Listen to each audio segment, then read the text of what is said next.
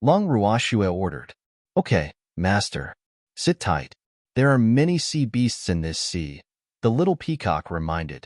Yes. Long Ruoxue nodded. The little peacock flew directly toward the center of the sea, seeing that everyone was ready.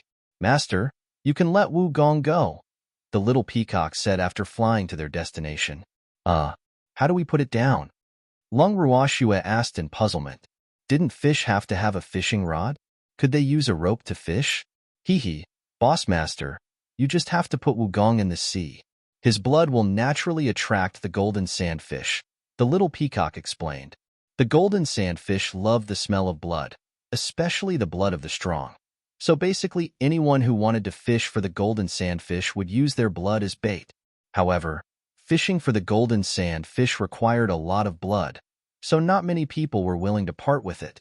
Oh, Long Ruoxue understood. Miss, let me do this kind of strength work. Cheng Wu, who had recovered from the pill, said. Wu Gong. I didn't expect you to be bait one day. Cheng Wu felt relieved seeing the unconscious Wu Gong. Okay. Long Ruoxue handed the rope to Cheng Wu and then leaned in the freak's arms, preparing to watch the commotion. Cheng Wu brought Wu Gong's rope into the sea bit by bit.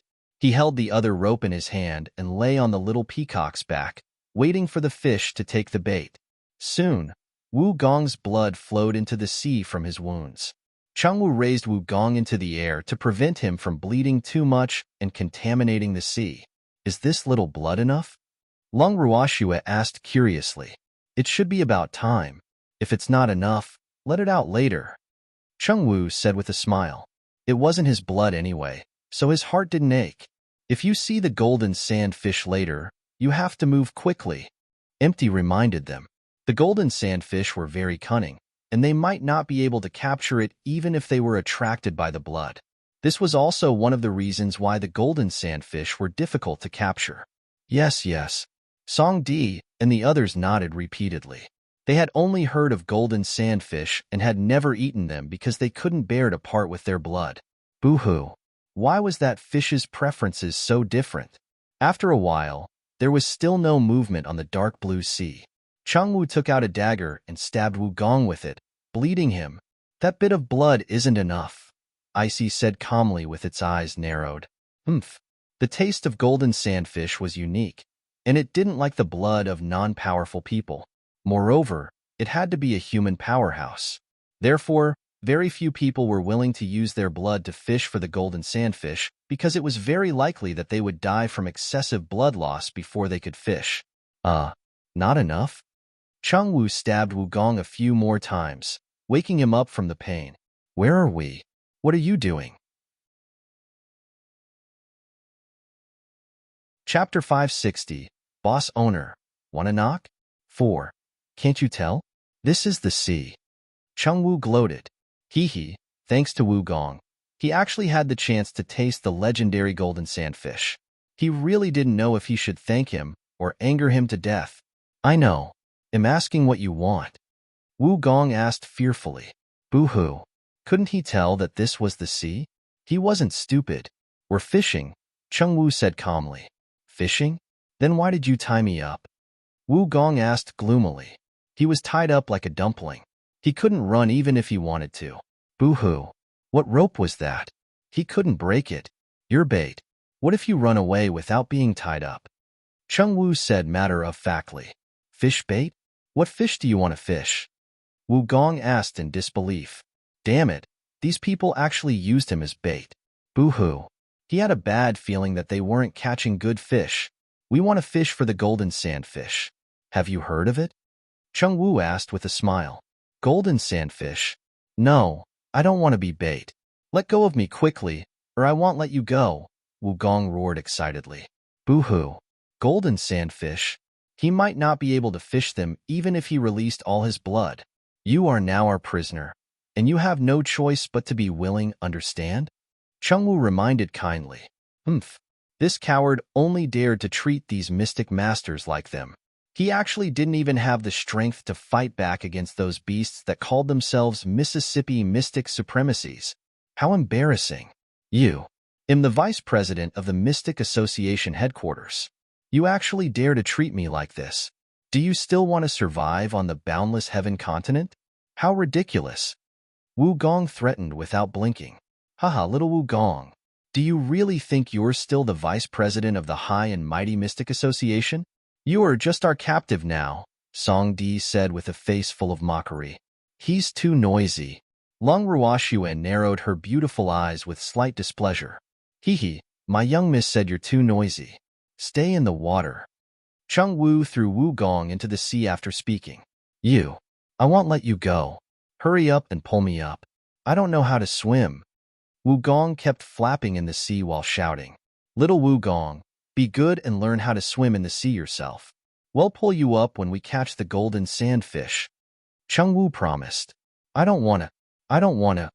Wu Gong cried out in a sorry state, his voice becoming lower and lower. Chung Wu, is he dead? Lung Ruoxue couldn't help asking curiously when she saw that Wu Gong was silent. Miss, a mystic supremacy won't die so easily. He's pretending to be dead. Chung Wu said in realization. Oh, empty. Why hasn't the golden sandfish taken the bait yet? Is Wu Gong's blood too stinky? Don't those fish like it?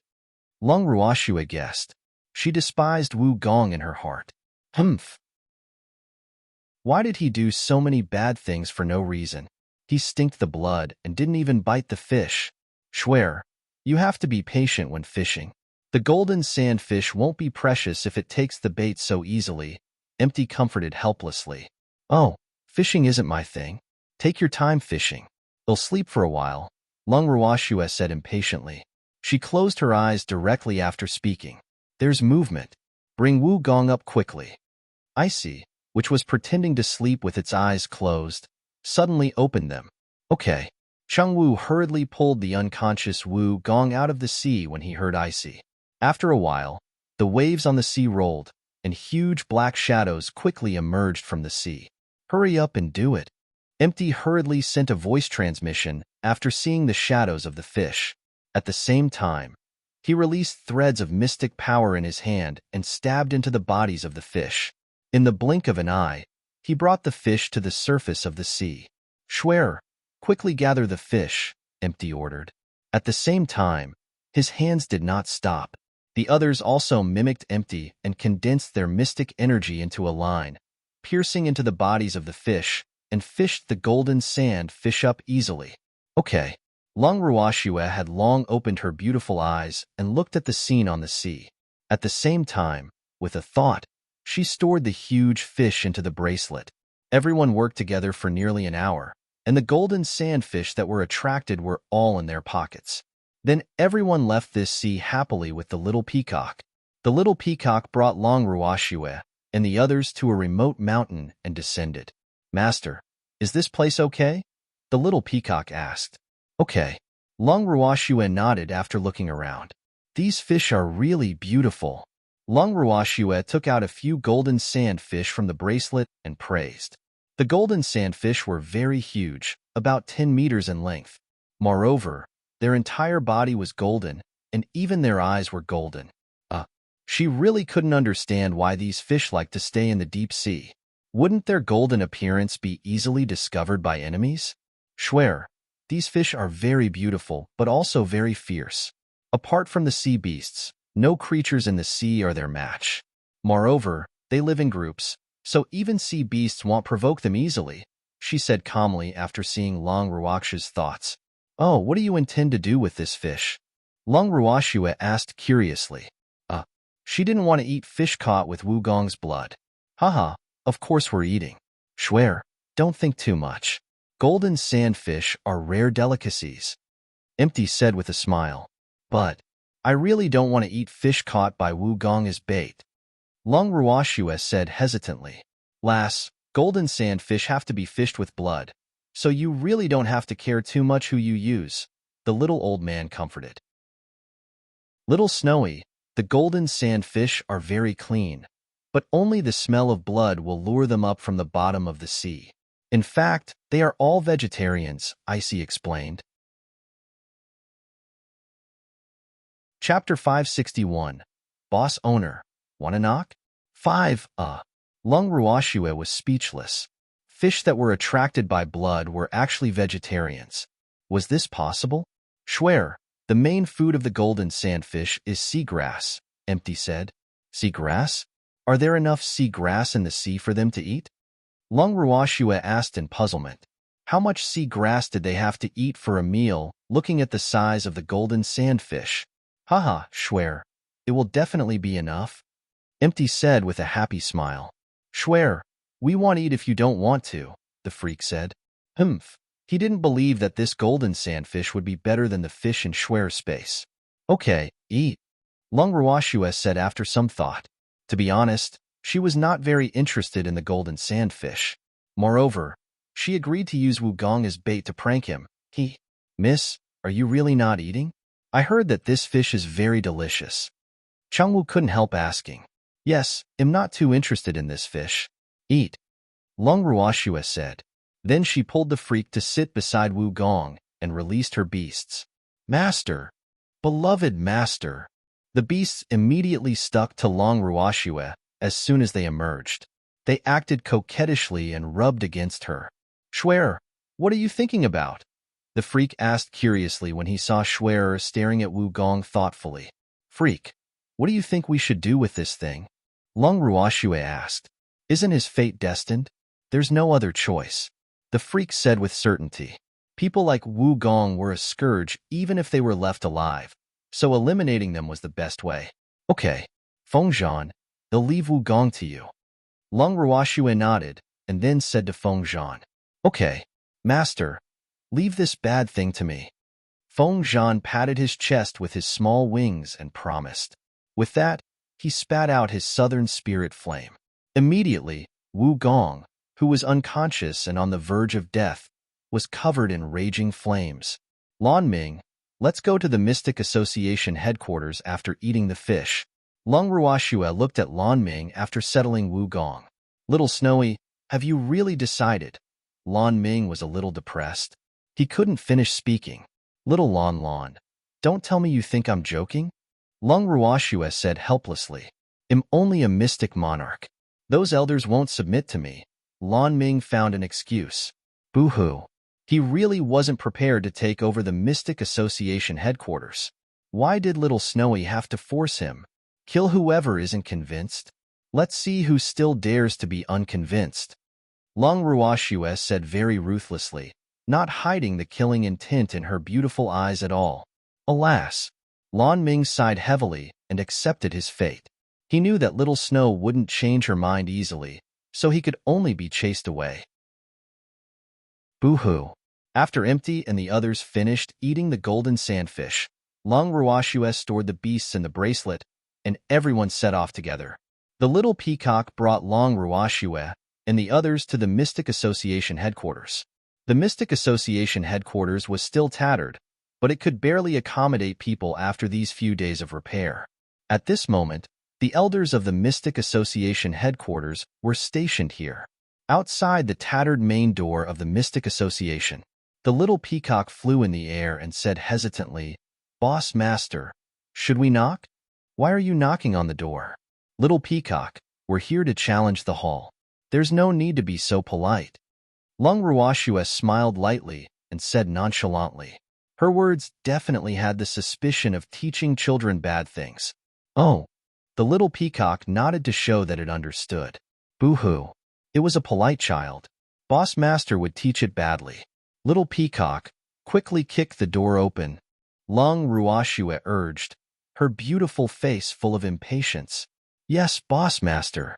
The little peacock hesitated, but still obediently placed its claws on the door of the Mystic Association headquarters, which was already on the verge of collapse. Immediately, there was a bang, and the door of the Mystic Association headquarters shattered into pieces. This door is too fragile, the little peacock said awkwardly after doing something bad. Hee, little peacock did well, Lung Ruashua praised as she caressed its fluffy little head. Hee, as long as Boss Master is happy, the little peacock said with a silly smile. It was so pleased to receive the praise of its Boss Master. Who are you? How dare you cause trouble in the Mystic Association headquarters? Dozens of mystics ran out of the Mystic Association headquarters and roared loudly after the door shattered. However, Lung Ruashua and the others ignored them. Hey, I'm asking you a question. A mystic couldn't help but question. However, no one bothered with them. Who are you? How dare you cause trouble in the Mystic Association headquarters? The mystic roared furiously, seeing that he was ignored.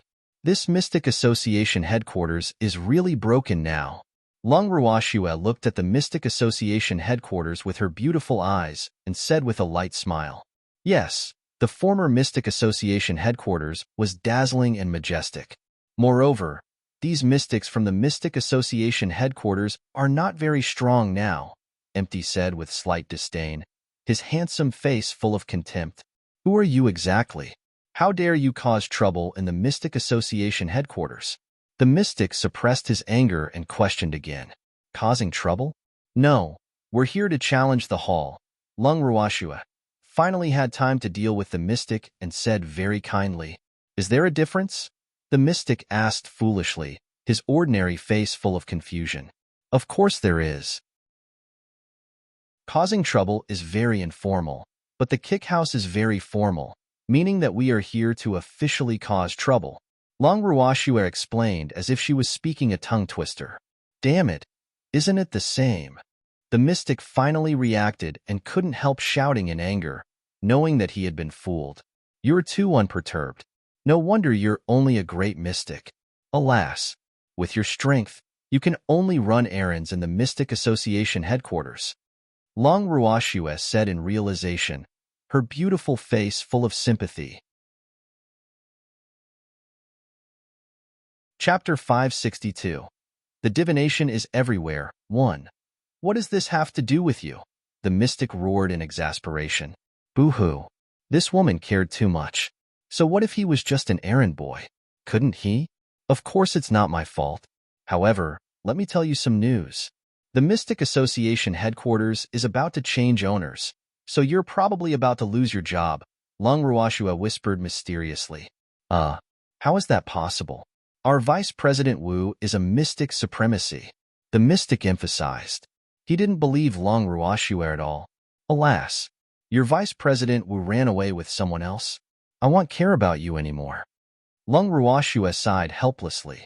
Ran away? With who? Another mystic couldn't help asking. Is there a need to ask? Long Ruashua rolled her eyes and looked at the mystic like she was an idiot. Could it be with Madame Sun? The mystics guessed in whispers, completely ignoring Long Ruashua and the others. Long Ruashua was a little speechless seeing the mystics who were baring their fangs and brandishing their claws just now discussing Wu Gong's gossip. Alas, these mystics were really out of line. Moreover, their imagination was quite rich. Poor Wu Gong. He died and was wronged, Empty whispered with a light smile. I didn't wrong him. These people from the Mystic Association are too imaginative, Long Ruashua said innocently. Alas, she couldn't tell these people that Wu Gong was dead, right? That would be a huge blow to them. Yes, gossip is everywhere. Empty sighed and said helplessly. Alas.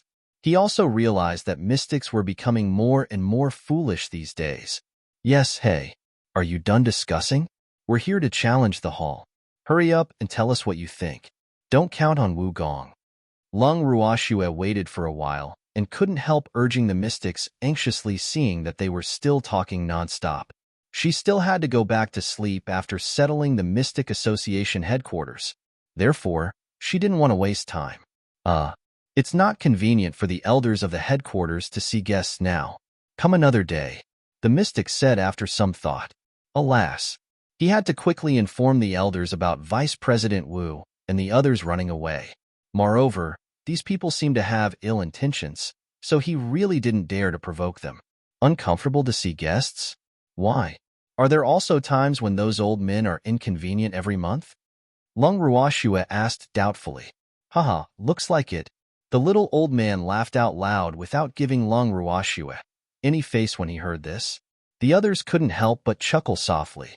Of course not, the mystic quickly denied. Boo-hoo. This woman was too evil. She actually distorted his words. Wouldn't the elders skin him alive if they knew? What's so inconvenient about that? Anyway, we're here to challenge the school. Have you seen anyone who asks the challenger to come another day? Long Ruoxue asked with a naughty smile. No, but... The mystic wanted to say something else but was interrupted by Long Ruoxue. Go and notify them quickly since you don't have any. Of course, I have no objections if you choose to go and pass the message obediently after being beaten. Long Ruoxue gave them two choices and let them choose one themselves. Wait a moment. Well, inform the elders now, the mystic said fearfully. Boo-hoo. He was only a small great mystic. Why were these people giving him so much pressure? Yes, good. Those who know the facts are the best. Go quickly. They'll only give you 5 minutes, Long Ruoxue reminded understandingly. Hurry up and inform the elders that someone is coming to challenge the hall. The mystic ordered the people beside him. Boo-hoo. He didn't want to go in to bear the nameless anger of those elders. Their menopause had arrived. Yes, a mystic answered and left the door. May I know your names? The mystic asked with a forced smile. Long Ruoxue. Long Ruoxue gave her name bluntly and then looked at the mystic with a spurious smile. What about them? The mystic asked. In fact, he was a little surprised because he couldn't understand how this woman could be Long Ruoxue. He had seen Long Ruoxue when she participated in the Mystic Association headquarters competition, and she was not like this at all. However, he didn't dare to ask. You don't have to know about them, Long Ruoxue said coldly and ignored the mystic. The mystic couldn't help wiping the cold sweat off his forehead, his heart racing. Did he really want to know? He was just afraid that he wouldn't be able to explain when the elders asked. Since Long Ruoxue didn't say anything, the mystics from the Mystic Association naturally didn't dare to speak either. The atmosphere immediately fell to an icy cold point. Elders, please enter. A moment later, the mystic who went to pass on the message returned and broke the slightly depressed atmosphere. Let's go in. Long Ruoxue turned to everyone. Okay. Everyone nodded and then walked into the Mystic Association headquarters with Long Ruoxue. A mystic led the way and led Long Ruoxue and the others to a side hall of the Mystic Association headquarters. This was now the headquarters' temporary office. After Long Ruoxue and the others walked into the side hall, they found more than a dozen elders sitting in the hall. Each of the elders released their auras in an attempt to take them down a notch. Is this how the elders treat their guests? Long Ruoxue said coldly with a light smile. Upon seeing the provocation of the elders of the Mystic Association, Cheng Wu and the others naturally released their mystic energy, unwilling to be outdone. For a time, the two sides began to compete quietly. Long Ruoxue, the freak, empty, and the little old man each found a seat and sat down calmly. The competition between experts was usually only for an instant. So soon, the elders of the Mystic Association headquarters were unable to withstand the might of Cheng Wu and the others. Although they were also mystic sovereigns, how could the auras of these elders, who lived like princes and princesses all day, compare to Cheng Wu and the others who were in life and death tests almost every day? Chapter 563. The divination is everywhere. 2. Miss Long. We don't have any ill intentions, the first elder of the Mystic Association headquarters said apologetically after a while, and secretly swallowed the blood in his mouth. Oh, Long Ruoxue answered lightly and gave Cheng Wu and the others a look. Cheng Wu and the others immediately retracted their auras, and the pressure in the side hall immediately returned to normal. May I know why Miss Long and the others came to the headquarters? The first elder pretended to be confused and asked. He couldn't help being surprised as he looked at Long Ruoxue. Alas, he heard that Vice President Wu had been sending people to capture Long Ruoxue, but he didn't expect her to come knocking on his door. Didn't the mystic tell you just now? I'm here to challenge the hall, Long Ruoxue said bluntly. I don't understand what Miss Long means, the first elder said with a smile. What I mean is that I want the Mystic Association to change the person in charge, Long Ruoxue said very bluntly. Old fox, do you still want to pretend to be ignorant now? Miss Long, our president has been in seclusion for many years. The vice president is in charge of the headquarters now, so we have to obtain the vice president's permission to change people, first elder said awkwardly. First elder, don't think I don't know that you want to replace Wu Gong now. Lung Ruoxue exposed the first elder's lie rudely. Humph. Did this old man really think she didn't know what they were thinking? She didn't believe that this old man would support Wu Gong after being locked up by Wu Gong for so long. Miss Long, this is an internal matter of our mystic association. You might be a mystic, but you are not qualified to participate in the affairs of the association headquarters yet. The first elder could only put on the dignity of the first elder, seeing that he couldn't dodge anymore. First elder, you're mistaken. I don't want to get involved in the affairs of your headquarters. I just want you to recommend someone, Lung Ruoxue said calmly. Who do you want to recommend, Miss Long? The first elder asked very politely. Lan Ming, he's the president of the Windless Cities Mystic Association and the disciple of your president.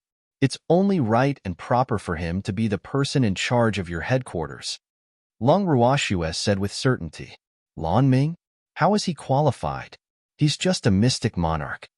An elder immediately objected after hearing Lung Ruoxue's words. They had debated for so long before deciding on the final candidate. Now, it actually benefited Lan Ming. If he's not qualified, then who is? Lung Ruoxue asked with a spurious smile. These damn old men were really shameless. Must they force her to use force? There are many people more qualified than Lan Ming in the Mystic Association headquarters. How can a mystic monarch like him manage the headquarters?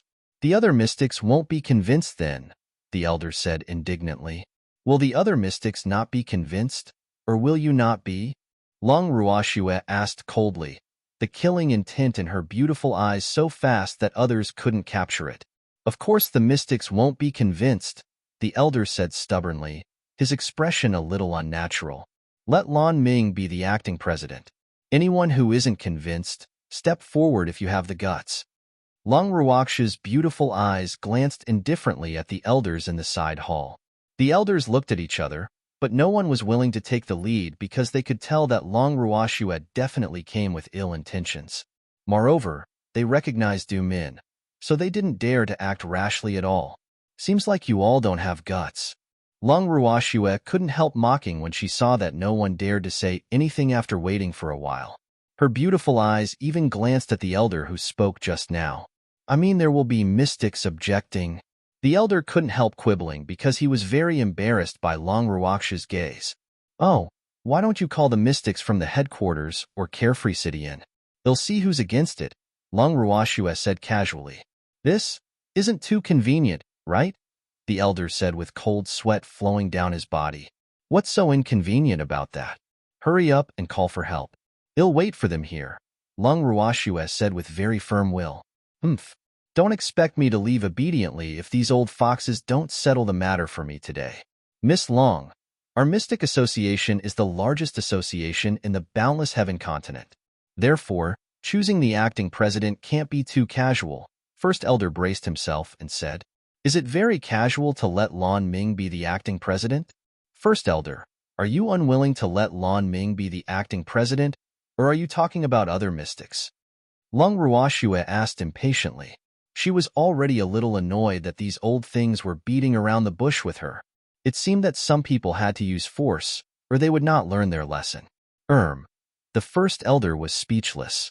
Alas, he couldn't say that they already had a candidate, but it wasn't Lan Ming. First elder, you would probably have been locked up by Wu Gong if the Mystic Association hadn't been blown up, right? Shouldn't you be thanking me? Lung Ruoxue said lightly with an intriguing smile on her lips. Damn it, did you blow up the Mystic Association headquarters? Another elder was furious and couldn't help asking loudly after hearing her words. Isn't this Wu Gong's lackey, Elder Hao? Why, have your injuries healed?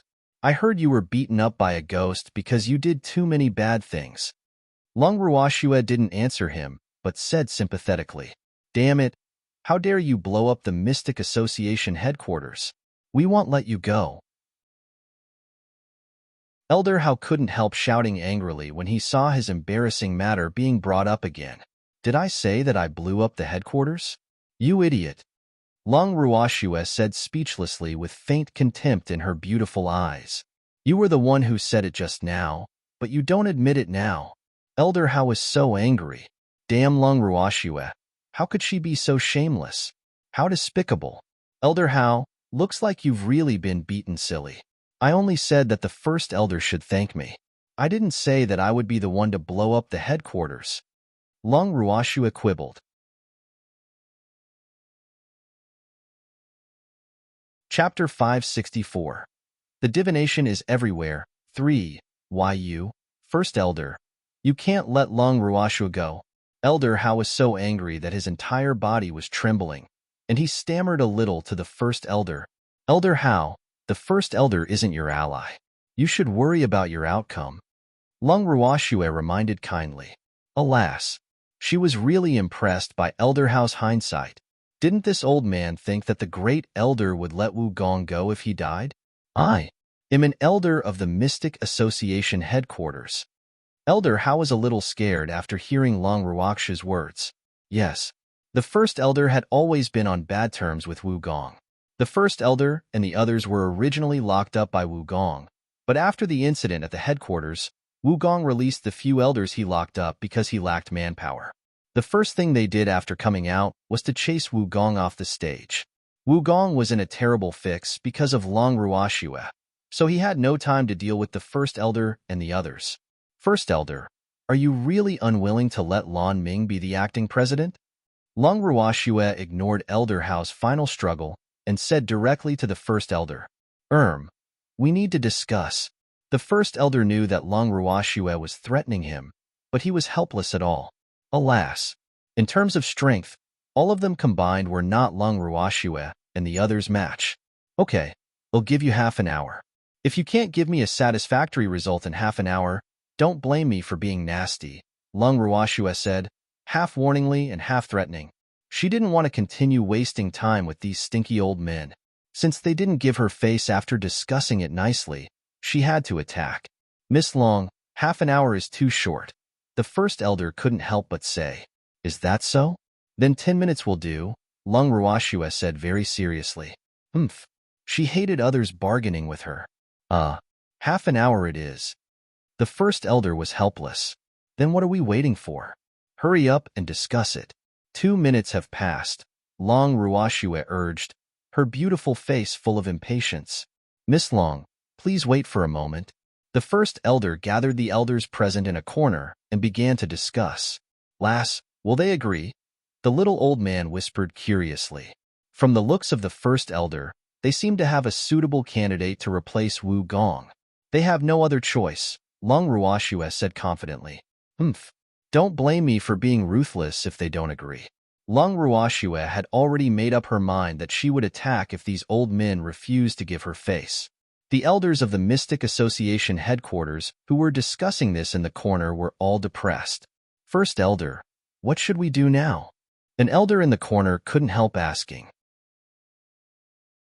He had seen Long Ruashua in the Mystic Association headquarters competition last time, but she was only an elementary mystic the last time he saw her. It hadn't been long since then, and she was actually already a mystic monarch with so many mystic sovereigns protecting her. Alas, he had to suspect that Long Ruashua was from the Long family now. Alas, tell me first. The First Elder sighed and said helplessly. He didn't expect Long Ruashua to be so domineering. It seemed like he had to make a decision today. Fortunately, most of the elders present were his people, so he could still influence their thoughts. First Elder, if we really fight, we're probably not Long Ruashua and the others' match, another elder said. He was still relatively rational among the elders. In fact, he felt that there was nothing wrong with letting Lan Ming be the acting president. After all, Lan Ming was the president's disciple. There's no need for you to say that. Even a fool can see it, another elder said with contempt. Would they have endured so much if Long Ruashua didn't have so many powerful subordinates by her side? Elder Liu, Elder Wang, stop arguing. Now isn't the time for us to coax each other, First Elder said with some displeasure. He couldn't help being a little depressed as he looked at the elders in front of him and stole glances at the mystic sovereigns beside Long Ruashua. Alas, it was no different from not knowing. It was a shock when compared. Why were the mystic sovereigns beside Long Ruashua all stronger than the elders of the headquarters? He couldn't understand. The people the headquarters had always absorbed had always been the top. But why was it like this now? First Elder, I think there's nothing wrong with letting Lan Ming be the acting president, Elder Lu said bluntly after hearing the First Elder's words. How can that be? Lan Ming is only a mystic monarch. Our headquarters has been established for thousands of years, and there has never been a precedent of a mystic monarch in charge. Wouldn't the major families laugh at us if news of this were to spread? Elder Wang immediately objected. What's there to laugh about? Lan Ming is the president's disciple, and his aptitude can be considered top-notch. I believe that it won't be long before he can advance to mystic sovereign, so I support him as the acting president. Elder Lu took the lead to express his attitude. I support you too. Many elders began to agree after seeing Elder Liu's stance. I object, Elder Wang said in disapproval. Since most of them are supportive, let Lan Ming be the acting president of our headquarters. This way, we can have an explanation with the president when he comes out of seclusion. The first elder said resolutely and looked at the second elder, who had been silent, with a slight apology. The elder consortium originally chose the second elder, but now, first elder, Lan Ming can't convince the public at all by being the acting president of our headquarters. Moreover, what will become of the second elder by letting a young brat be the acting president of the headquarters? Elder Wang said without giving up. He had nothing to say if the second elder was the acting president. However, he was unwilling to let a young brat ride on his head. So be it. Don't use me as an excuse. I have no objections to Lan Ming being the acting president, the second elder, who had been silent, said lazily. His shrewd eyes kept sneaking glances at Long Ruoxue. However, he realized that he couldn't see through this young girl at all. Elder Wang, second elder has no objections. Do you still object? The first elder asked lightly.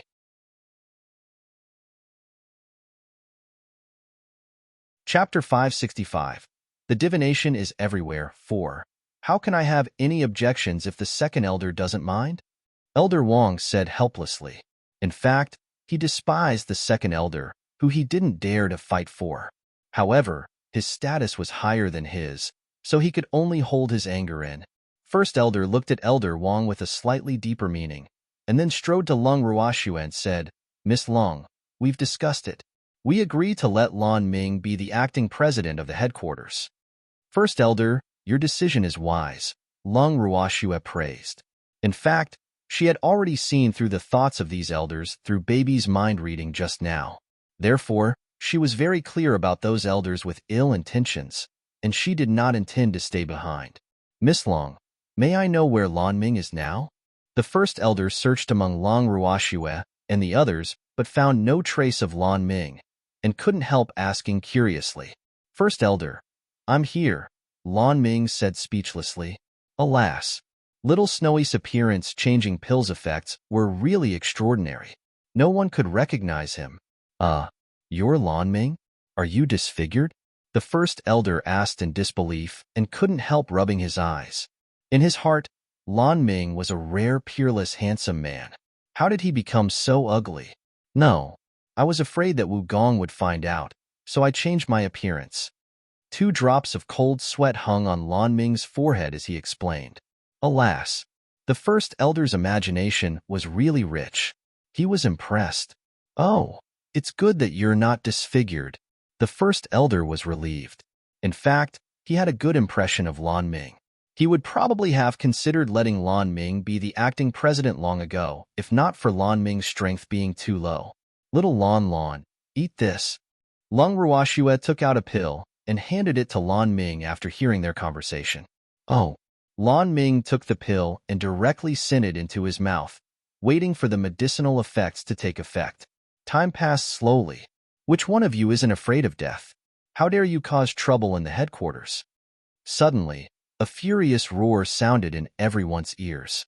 Immediately after, a beggar covered in dirt barged in angrily. Long Ruoxue looked at this uninvited beggar speechlessly and was puzzled. Who was this old man? When did such a person appear in the Mystic Association? With this in mind, her gaze couldn't help turning to the first elder. Don't look at me like that. I don't know this person either, the first elder said silently with his gaze. Elder Tsong's face was full of confusion. He was very sure that he didn't know this person. Why did this person look more anxious than him, the first elder? He couldn't understand no matter what. Who dares to cause trouble in the headquarters? The dirty beggar couldn't help shouting when he saw that no one was paying attention to him. However, no one bothered with him. May I ask what's the matter? First elder asked helplessly. Alas, he was the first elder, so he had to stick his head out sometimes. Of course that is something. I heard that someone came to the headquarters to cause trouble, so I came to support you. Who's here to cause trouble? Come out and show me if you have the guts. The beggar looked at everyone present with a deep gaze and said with full force, I'm sorry, Senior. You're mistaken. No one came to the headquarters to cause trouble. The first elder sighed softly and said speechlessly, Alas, he really didn't know where this old man came from. Moreover, he couldn't see through the old beggar's strength, so his words were very respectful. You call me Senior? Ha. The old beggar was stunned, and then he laughed hysterically. The first elder was a little displeased. This beggar was stronger than him. What was wrong with calling him Senior? Did he have to smile like this? Your master.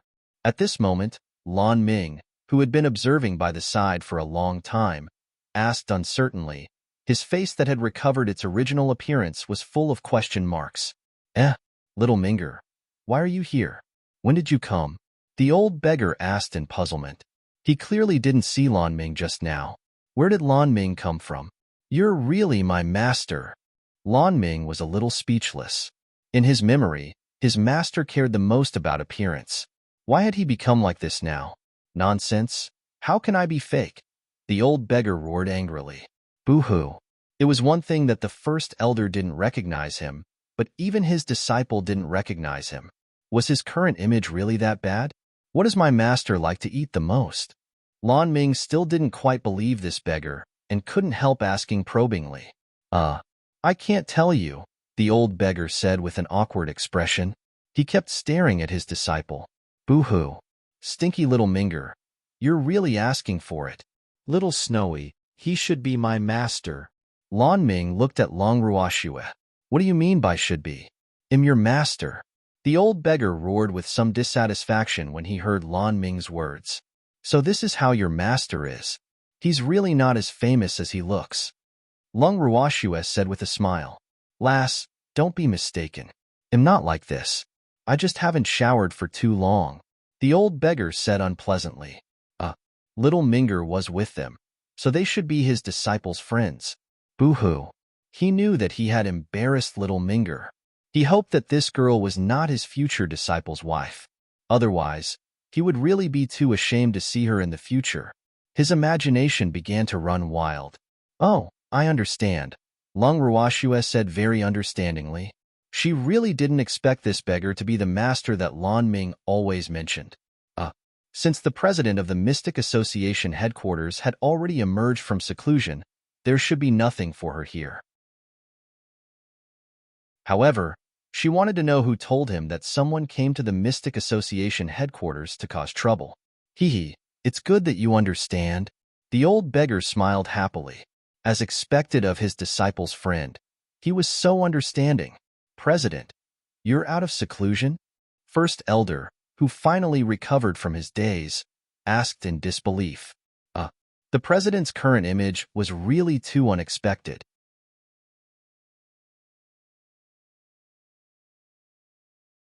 Chapter 566. I don't just bite anyone. 1. Nonsense. How can I stand here if I don't come out of seclusion? The old beggar glared and roared with some displeasure. President, why didn't you take a bath first after coming out of seclusion? If other mystics see you like this, it will damage your image, the first elder reminded. If I didn't hear that someone came to the Mystic Association headquarters to cause trouble and was worried that you couldn't handle it, would I have run over anxiously as soon as I emerged from seclusion? You heartless fellows actually dare to despise me. The old beggar complained with a wronged face, tears seeming to emerge in his deep black eyes. The first elder didn't know what to say. Boo-hoo. When did he despise the president? How could the president wrong him? First Elder, where are the troublemakers? The old beggar asked in puzzlement. He hadn't seen anyone causing trouble even after coming for a long time. Humph. Damn it. How dare they lie to him? President, didn't I say that no one is causing trouble? The first elder said helplessly. But Elder How told me that someone will cause trouble. He shouldn't dare to lie to me, right? The old beggar's face was full of question marks. Did Elder How tell you? First Elder asked while suppressing his anger. No wonder he hadn't seen Elder How. He had gone to look for the president. Yes. I happened to meet him when I came out of seclusion. He told me what happened recently and said that someone happened to be here to cause trouble now, so I rushed over. The old beggar explained, his black face full of anger because he didn't expect that Elder How would actually dare to lie to him. How ridiculous. This was not deliberately embarrassing him. Master, the people who are causing trouble Elder How mentioned should be us, Lan Ming said helplessly. However, he gritted his teeth in hatred for Elder How in his heart. Humph. Damn Elder How. He actually wanted his master to deal with them. He really had ulterior motives. Little Minger, what happened? The old beggar was confused. However, as the president of the Mystic Association, he still had intelligence. Now, he knew that he had almost been used. Master, this sentence isn't clear either. You should go and freshen up first. They'll tell you later, Lan Ming reminded. Alas, Master's current appearance was really too damaging to his image.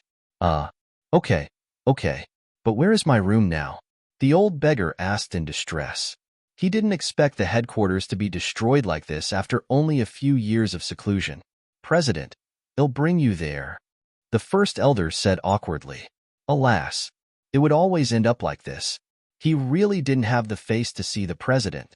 Okay, bring me there quickly, the old beggar urged. He really couldn't stand his dirty appearance now. President, please follow me. The first elder brought the old beggar to his temporary room. After the first elder and the old beggar left, Lung Ruoxue called Cheng Wu to her side and whispered a few words to him. Then Cheng Wu left the side hall with Song Di and He Zi. Shuer, where did they go? Empty couldn't help asking curiously after Cheng Wu and the others left. To deal with Elder How, Lung Ruoxue said very calmly. Oh. Empty answered lightly. He was not surprised by Shuer's decision. On the contrary, he would feel that it was abnormal if Shuer let Elder How go. Little Snowy, let me out. Suddenly, Icy sent Lung Ruoxue a voice transmission. Okay. Lung Ruoxue answered. She released Icy from the bracelet with a thought. After Icy emerged, it found a relatively comfortable position in Lung Ruoxue's arms and lay down. Its ice-blue eyes kept glancing at the elders in the hall with a spurious smile. The expressions of the elders in the side hall became very strange when they saw the puppy that suddenly appeared. Some even revealed fear. Lung Ruoxue caressed Icy's soft fur and observed the elders' reactions. She couldn't help being a little helpless about Icy's bad taste. Alas, little Icy's power was really unparalleled. Look at how scared those elders were the moment it appeared. She really felt some pity for those poor old men now. Why did you let this puppy out? Elder Wang, who was already a little guilty, was so scared that his legs were trembling and his words were a little shaky when he saw Icy. I'm happy. Why? Can't I? Lung Ruoxue glanced at Elder Wang and said irritably, Hee, don't be afraid. I won't bully you, provided you have to be good.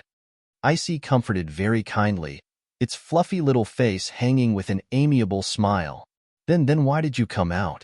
Elder Wang wiped the cold sweat off his forehead and stammered. Boo-hoo. There was no one in Carefree City who didn't know about the glorious deeds of this puppy. Mystic sovereigns couldn't even last a round in its hands, so he instinctively felt afraid after seeing this puppy. Boo-hoo. The pressure this puppy gave him was really too great. Moreover, he believed that if Lung Ruoxue revealed this puppy from the start, no one would definitely dare to oppose Lan Ming becoming the acting president of the headquarters. I want to come out for some air, Icy whispered aggrievedly. Tears flashed in its ice-blue eyes as if it was about to cry. It's good to take a breather. Welcome out for a breather. Elder Lu hurriedly coaxed when he saw this. He kept staring at Elder Wang, who almost made this puppy cry, with his eyes, cursing Elder Wang half to death in his heart. Yes, yes. Coming out to take a breather is good for the body, Elder Wang hurriedly echoed, but he was extremely aggrieved in his heart. Boo-hoo. Why did that puppy love to cry so much? He didn't say anything. However, his mind became much more well-behaved after Icy came out. Yes, I've gained weight, Icy said, very displeased. Alas. It had been eating too well recently, and it had become a little round, so it had to come out to exercise. Otherwise, Little Snow probably wouldn't be able to carry it in a few days. Little Icy, don't bite my master. Lan Ming pleaded worriedly because he remembered Little Icy saying before that it wanted to bite his master.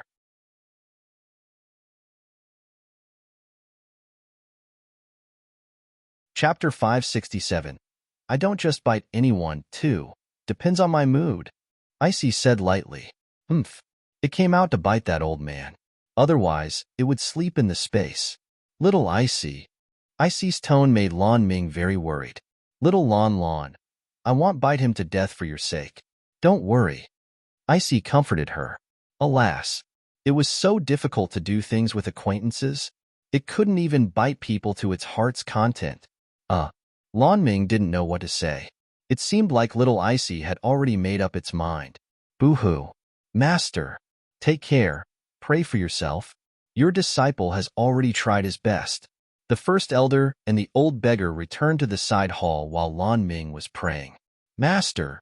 Lan Ming hurriedly called out when he saw his master in his memory. He secretly winked at his master, wanting him to be careful. However, the old beggar obviously didn't understand his disciple's intentions. Instead, he walked happily to Long Ruoxue and the others and said, I was rude just now. This is the real me. Let me introduce myself again. I'm Yulin, the president of the Mystic Association headquarters. Long Ruoxue. Long Ruoxue couldn't help but exclaim in her heart as she looked at the old beggar who had washed up and looked brand new. People really rely on clothes. She didn't expect this old man to be a rare, peerless, handsome man. Yulin looked to be about 40 years old. He was handsome and had an extraordinary bearing. His aura was completely restrained, giving people a very amiable feeling. Miss Long, I wonder if you and Little Minger? Yulin asked curiously, the word gossip written on his handsome face. We're friends, Long Ruoxue said speechlessly. Alas, could this old man have any thoughts? It was best not to. Otherwise, his outcome would be tragic. Oh, just friends? Yulin asked stubbornly. Yes, maybe not even friends. Long Ruoxue held the freak's arm and said lightly. That's too bad. Yulin's face was full of pity. Master. Lan Ming glared at his master with great dissatisfaction. Alas, when could his master have some foresight? He was really very helpless against his master's dullness. Why are you so loud? I'm not deaf. Yulin complained. Little Snowy, don't mind. My master likes to joke. Lan Ming ignored his master's complaint and looked at Long Ruoxue and the freak apologetically. It's okay. Long Ruoxue said with a light smile, her beautiful eyes looking at the freak comfortingly. She didn't want the freak to fly into a rage. Are you the president of the Mystic Association headquarters? Icy asked lazily in Long Ruoxue's arms in order to ease the slightly awkward atmosphere, its ice-blue eyes staring at Yulin. Yes, I am, Yulin replied honestly, even though he didn't know why the puppy in front of him was asking him this. I just want to confirm. Icy smiled maliciously. Then it opened its little mouth and bit Yulin's arm fiercely. Aha! Immediately, a heartbreaking scream spread through the entire side hall. The elders in the side hall looked at the puppy, which was biting the president's arm, in horror, and couldn't help but break out in cold sweat. Compared to the reactions of the elders, Long Ruoxue and the others were much calmer. They watched this scene coldly, and no one spoke. After Yulin was bitten, he kept shaking his arm, wanting to shake the puppy off his arm. However, Icy didn't move at all. It only jumped away from the bloody arm after it had bitten enough. Icy returned to Long Ruox's arms after biting her. It even closed its eyes to pretend to be asleep, as if everything that happened just now had nothing to do with it. Long Ruoxue looked at Yulin's mangled arm and then at the composed Icy. 2 drops of cold sweat dripped down her forehead. Little Icy was really ruthless. Fortunately, the body of the mystic supremacy was sturdy enough. Otherwise, this arm would have been bitten off if it were anyone else. Master, are you okay? Lan Ming looked at the injury on his master's arm and hurriedly handed him a pill and asked worriedly. Boo-hoo. Poor master.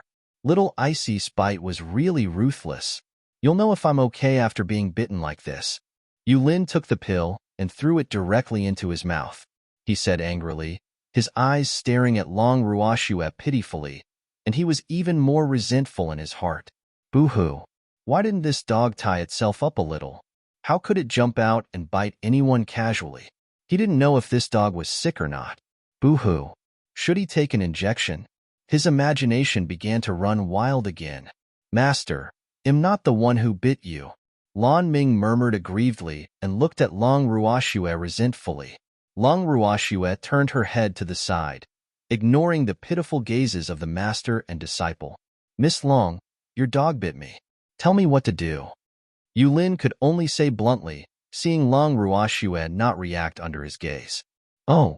Long Ruoxue answered lightly without any other reaction. That's it? Your dog bit me. Yulin said in disbelief. I know. You said it. Long Ruoxue pretended to be stupid. Don't you have anything to say since you know? Your dog bit me. Yulin reminded. Alas, you're too careless. However, my little Icy won't bite just anyone. You must have provoked it. Long Ruoxue said with a face full of regret and irresponsibly pushed the blame to the unlucky Yulin. It's my first time seeing it today. How can I provoke it? Miss Long, you can't be like this. You have to be responsible for your dog biting me. Yulin expressed very clearly. You can't pretend to be stupid. He wasn't someone who could be bitten by just anyone. How do you want me to take responsibility? Why don't I let you bite it too, so that you can call it even? Long Ruoxue suggested with a smile.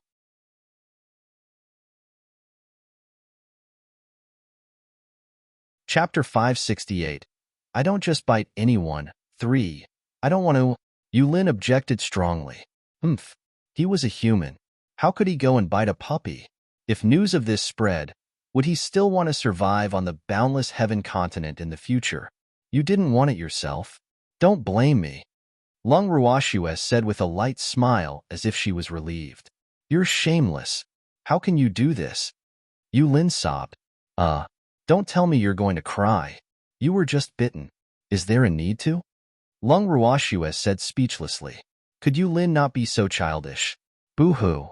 I was bitten by a dog. It hurts. I wonder if your dog has any illness. Yulin said worriedly. Damn it. You're the one who's sick. Biting you is because I think highly of you. I don't bite just anyone. Icy immediately roared furiously when it heard Yulin's words. Damn it, it was not a dog. Why did everyone treat it as a dog? Then don't think too highly of me. My arm was about to be bitten off by you. Yulin said speechlessly. Alas, this was the first time he had seen such a cocky dog. This dog was indeed a little different, but it was still a dog no matter how special it was. It was very troublesome to be bitten by a dog. It'll bite you to death directly if you're not little Lan Lan's master. Icy said fiercely. Little dog, do I have a grudge with you? I promise I've never eaten dog meat. Yulin asked in puzzlement. He really couldn't understand when he had offended this puppy. Look at what the Mystic Association headquarters has become now. Who asked you to be the president of the headquarters? Who else should I bite but you? Icy said matter-of-factly. In its opinion, this half-old man had to be punished because he couldn't manage the headquarters well. Therefore, he was bitten. The headquarters, Yulin was speechless. It seemed like something had happened to the headquarters. Alas, he saw that the headquarters was almost in ruins the moment he emerged. He didn't know what had happened, But the headquarters' current appearance shouldn't have anything to do with him, right? He had been in seclusion. Moreover, no matter what the headquarters became, it had nothing to do with this puppy, right? Why should it bite him? He felt especially aggrieved thinking of this. The headquarters is in this state now. As the president of the headquarters, you can't escape the blame. So don't think that you have nothing to do with it just because you're in seclusion. Would the headquarters have become like this if you didn't have poor judgment of people? Icy saw through Yulin's thoughts and said coldly, "Can any of you tell me what exactly is going on?" Yulin frowned and asked the elders in the hall with some displeasure when he heard Icy's words. Alas, this puppy's words made him a little ashamed. Yes, he might be in seclusion, but no matter what happened in the headquarters, he couldn't shirk the responsibility as the president of the headquarters. It seemed like he was really going back farther and farther as he lived. He was actually inferior to a puppy. He really deserved to be bitten. He didn't suffer this bite for nothing. He understood. The elders looked at each other, not knowing how to say it. Even the first elder lowered his head, not daring to look at Yulin. "Master, he'll tell you."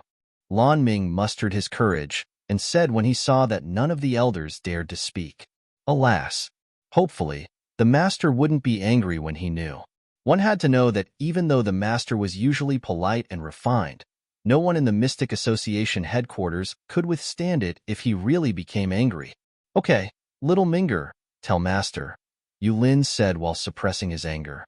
Lan Ming nodded. Then he described in detail everything that had happened in the headquarters during his master's seclusion, as well as what Wu Gong and the others had done. After hearing Lan Ming's words, Yulin's frown became tighter and tighter, and his face became darker and darker. In the end, the elders present didn't even dare to breathe heavily. Long Ruoxue laughed in her heart as she listened to Lan Ming's vivid description. It seemed that her education of Lan Ming had begun to take effect. Lan Ming had actually learned to add oil to the fire. Moreover, he had even told her master about Wu Gong's gossip scandal. Haha, damn it. Where's Wu Gong? Elder Wang, get Wu Gong here. Yulin ordered furiously after hearing his disciple's statement. President, Vice President Wu is missing. It's said that she eloped with someone. Elder Wang whispered fearfully. Boo-hoo. He realized that after the president emerged from seclusion this time, his aura had become stronger than before, so he had no choice but to behave. Elope? Who did he elope with? Would anyone want that old thing? Yulin said with slight mockery. Probably with Madame Sunde. Elder Wang wiped the cold sweat off his forehead and said ingratiatingly, which Madame Sun? Yulin was stunned and didn't react for a moment. She's the wife of the acting patriarch of the Sun family, Elder Wang explained carefully. Boo-hoo. This was a secret that couldn't be revealed by the super families. Why did it have to come out of his mouth? Haha, that old man Wugong is really too useless. He's still thinking about that old woman, Yulin said with a mocking smile on his face. He thought Wu Gong had a new lover when Lan Ming told him just now. He really didn't expect it to be that old woman. Alas, it seemed that Wu Gong was really hopeless. However, would that old woman really abandon Madame Sun's noble status and elope with Wu Gong? He was a little skeptical. Several black lines couldn't help but slide down the elders' foreheads, and they couldn't help but grumble in their hearts in unison. President, don't say these shameful things. The Mystic Association headquarters would become a laughingstock if news of it spread. Elder Wang, send a letter to the patriarch of the Sun family. Tell him that his wife abducted the vice president of our Mystic Association and asked him to return her. Yulin said, wanting to see the world burn. His handsome face was full of gloating smiles. Wu Gong had done so many good things for the Mystic Association and bullied his disciple. He couldn't let that adulterous couple be too carefree. President, this isn't too good, right? This concerns Vice President Wu's reputation, right? Cold sweat rolled down Elder Wang's forehead as he wanted to cry but had no tears. Boo-hoo. Why did the president capture him as an able-bodied man?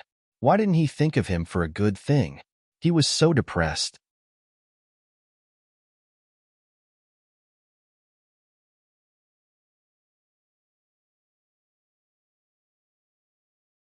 Chapter 569. I don't just bite anyone. 4. What's Vice President Wu's reputation? I'm doing this for the reputation of our headquarters, so I have to capture Wu Gong and punish him, Yu Lin said with determination. Humph. Wu Gong caused so much trouble while he was in seclusion and caused him to be bitten by a dog. He had to find that damn Wu Gong to settle this score. President, Elder Wang called out softly, still wanting to make a final struggle. Why aren't you going yet? Yu Lin glared at Elder Wang and asked with displeasure with a dark, handsome face. I don't dare to go myself, Elder Wang sobbed spinelessly. He could already foresee that he would definitely be skinned alive by the acting patriarch of the Sun family if he went to the Sun family alone. Look at your bear-like appearance. You are an elder of our mystic association. That green-furred turtle from the Sun family won't dare to do anything to you. At most, he will give you a good beating, so there's no need to be afraid. Go ahead boldly. Yu Lin encouraged nonchalantly. However, he didn't think so in his heart. In fact, he couldn't wait for that long-furred turtle from the Sun family to kill Elder Wang. As for why, it could only be understood but not explained. President, I really don't dare to go alone. Boo-hoo, Elder Wang cried as he spoke. People who didn't know would definitely think that he had been bullied by others with that pitiful appearance. Oh, this isn't easy to deal with. Yu Lin frowned, his handsome face full of difficulties. Elder Wang, how about this? Go ask those elders yourself and see if any of them are willing to accompany you. I won't stop them if any of them want to go. However, I can't force them if no one is willing to accompany you to the Sun family, right? Yu Lin continued after thinking for a while. Moreover, what he said implied that he was a good and understanding president who wouldn't force others. Or not. Elder Wang was resentful. You said you won't force them, so why must you force me to go? Boo-hoo. This is obviously contradictory. Moreover, he couldn't understand either. Didn't the president just come out of seclusion? He shouldn't have any leverage against the president. Why did the president scheme against him like this? With this in mind, he stole a glance at Yu Lin and then turned his gaze to the other elders. After seeing his inquisitive gaze, all the elders present turned their heads to the other side in unison, ignoring his plea for help. Anyway, the president said that he would not force them to accompany the unlucky Elder Wang to the Sun family, so they were not afraid. However, everyone was working together after all, so it was not good to be too stiff. Therefore, pretending to be muddle-headed was the best choice. Elder Chin, come with me. Elder Wang could only name names when he saw that everyone ignored him. Humph. Don't you want to hide, you ungrateful things?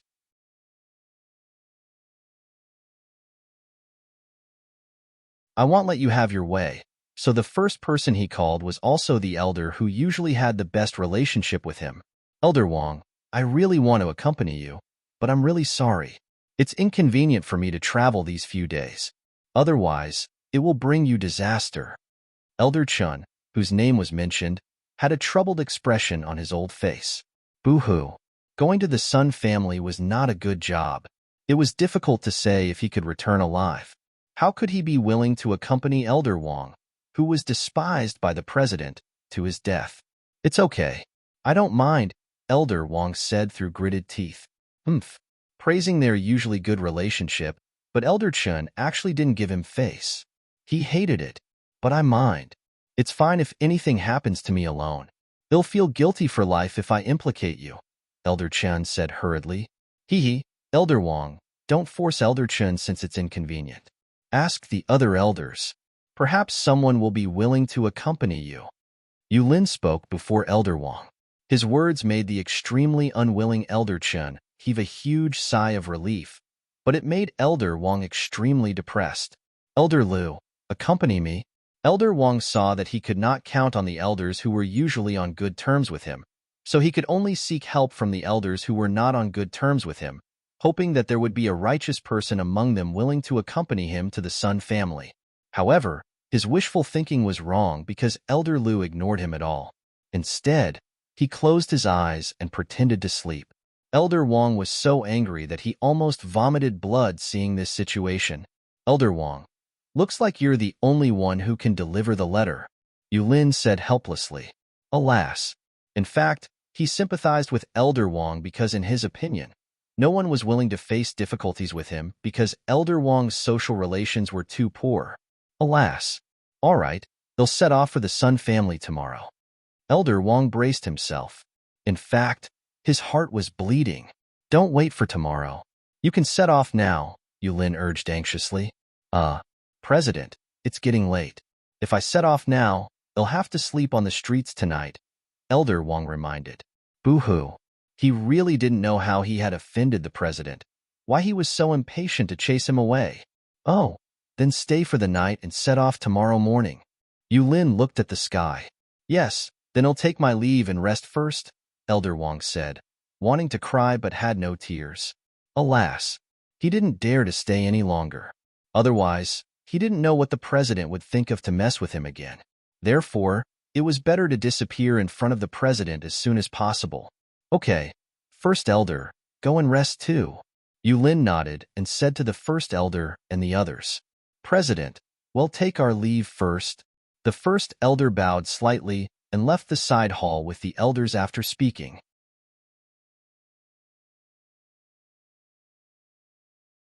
Long Ruoxue looked at Yulin openly when she saw that the elders of the Mystic Association headquarters had left. To be honest, she originally thought that Yulin was an old man out of line. However, Yulin's performance just now showed her his scheming and protective side. Alas, it seemed like he was another old man who liked to pretend. Lass, they'll be embarrassed if you look at me so intently, Yulin said shamelessly when he felt Long Ruoxue's inquisitive gaze, his handsome face even revealing a shy expression.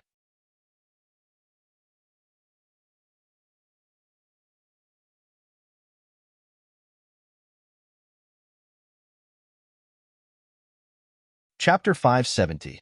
Yulin became the target of the two hairy beasts. 1. Long Ruoxue was sweating profusely. She retracted her evaluation of Yulin. This fellow was an old man who disconnected frequently and was occasionally normal. Old man, I'm not looking at you attentively. Don't flatter yourself, Long Ruoxue said speechlessly. Alas, why was this old man so familiar with himself? He was Miss Long previously. He had become a little girl now. What did you call me? Old. Old man? Am I that old? Yulin was a little angry when he heard Long Ruoxue call him that. His eyes were full of accusation as he looked at her with tears in them. You might look very young, but you're already an old man, Long Ruoxue said with certainty. We don't care about age, only appearance, Yulin said shamelessly. Boo-hoo. He was determined not to be called an old man. Otherwise, he would have maintained himself so well for nothing. Old fart, don't embarrass yourself because of your old age. I'm blushing for you, the little old man scolded helplessly. Why are you here, old thing? When did you come? Yulin said in surprise. He didn't see this fellow just now. This was a genuine old man. It's not your fault that your eyesight isn't good, the little old man said with a spurious smile.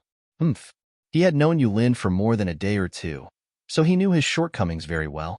Yulin often couldn't see others unless that person took the initiative to talk to him. Hee hee. Yulin laughed dryly, trying to hide his embarrassment. The little old man snorted and ignored Yulin. Lass, he's the old man. I'm different from him, so don't call me old man. You'll call me old do. Yulin said to Long Ruoxue very seriously, seeing that the little old man was ignoring him. But you're also an old man in my eyes, Long Ruoxue said stubbornly. Lass, Yulin wanted to say something but was interrupted by Long Ruoxue. Grandpa do. Empty, let's go. Long Ruoxue looked at the people around her. With that, she stood up and pulled the freak out of the side hall, and the little old man and the others naturally followed closely behind. Lass, Yulin hurriedly shouted from behind, seeing Long Ruoxue leave. However, he didn't receive any response. Master, stop shouting. Rest early today. Lan Ming also left behind Long Ruoxue and the others after speaking. Long Ruoxue and the others returned to the Carefree Hall after leaving the Mystic Association. After returning to her room, Long Ruoxue brought the freak and empty into the bracelet. Big sister, Qingju appeared in front of Long Ruoxue and the others. Qingju, what are they doing? Long Ruoxue couldn't help asking curiously when she saw her beasts gathered together. Big Harry and Second Harry suffered a blow, so everyone is comforting them, Qingju explained. What setback did they suffer?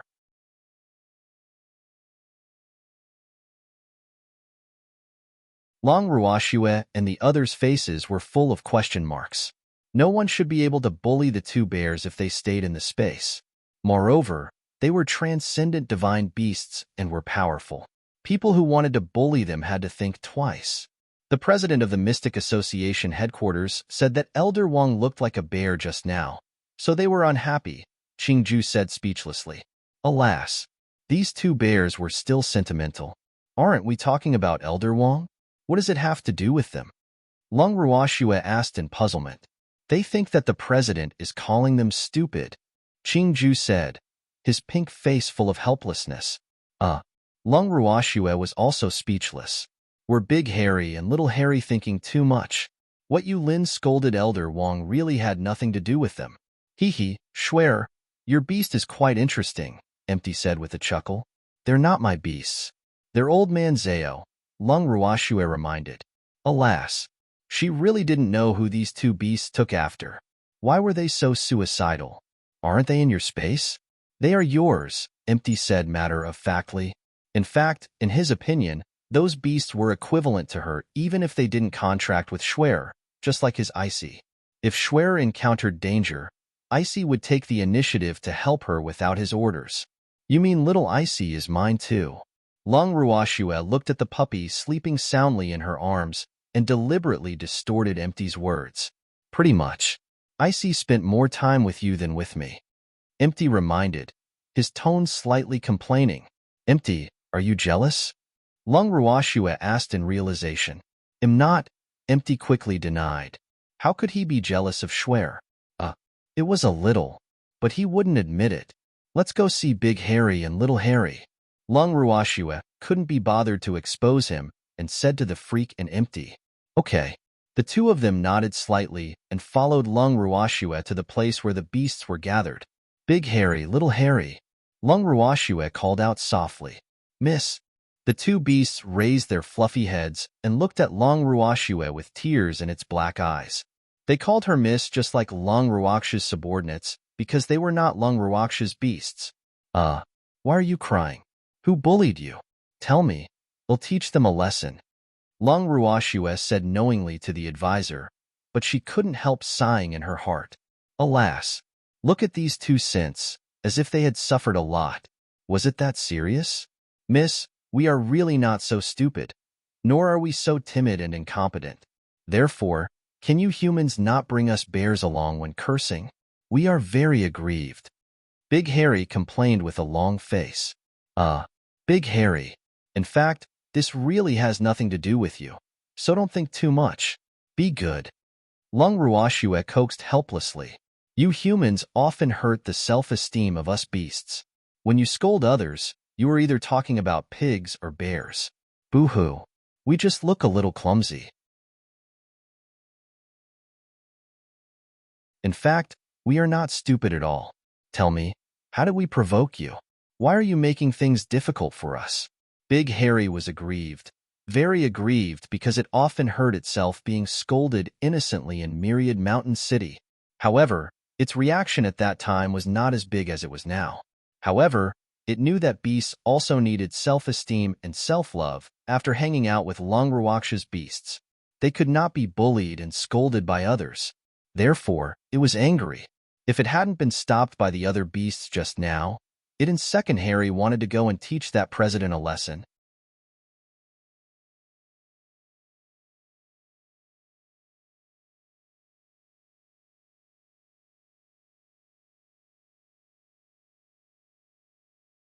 Chapter 571. Yu Lin became the target of the two hairy beasts. Big Harry, he'll apologize to you on Yulin's behalf, okay? He really didn't do it on purpose. Long Ruoxue caressed Big Harry's head. Miss, I want to teach him a lesson personally. Big Harry pleaded. It knew that this person was Lan Ming's master, so it didn't want to make things difficult for Miss Big Harry. Yu Lin is a mystic supremacy, Lung Ruoxue reminded him. Alas, Big Harry's defense might be very powerful, but his strength was still inferior to a mystic supremacy, so she was very afraid that Big Harry would not be calm. Miss, I know. I'll join forces with little Harry to teach him a lesson. Big Harry scratched its big head. Hee, it was not so stupid to deal with a mystic supremacy by itself. Little Harry and it were level 4 transcendent divine beasts, and their strength was equivalent to a human mystic sovereign.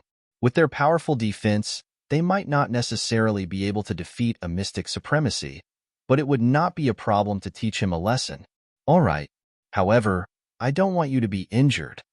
Lung Ruoxue said very cautiously. Yes, we will be careful, Big Harry promised. With Miss consent, it could teach that old man a lesson freely. Hee. Alas, poor Yu Lin. Empty whispered with a light smile, his handsome face full of gloating. You seem very happy, Lung Ruoxue said in realization. The three of them sat down on the stone chair in front of the purple bamboo hut after persuading Lung Mao. Of course I'm happy, but I'm afraid someone won't be happy. First he was bitten by a dog, and then he was beaten by a bear. Alas, poor fellow, Empty said sympathetically, but there was no sympathy in his tone. Master, am not a dog. Icy, which had been closing its eyes, suddenly opened its ice-blue eyes and said with slight dissatisfaction, Boo-hoo. Master was too evil. He actually called it a dog. Hee, Icy, your transmogrification looks like a puppy. Empty smiled nonchalantly. Then I won't transmogrify anymore. Icy roared furiously. It was really infuriating. That won't do. Little Icy, if you don't change your appearance, I won't be able to bring you out in the future, Lung Ruoxue reminded helplessly. Boo-hoo.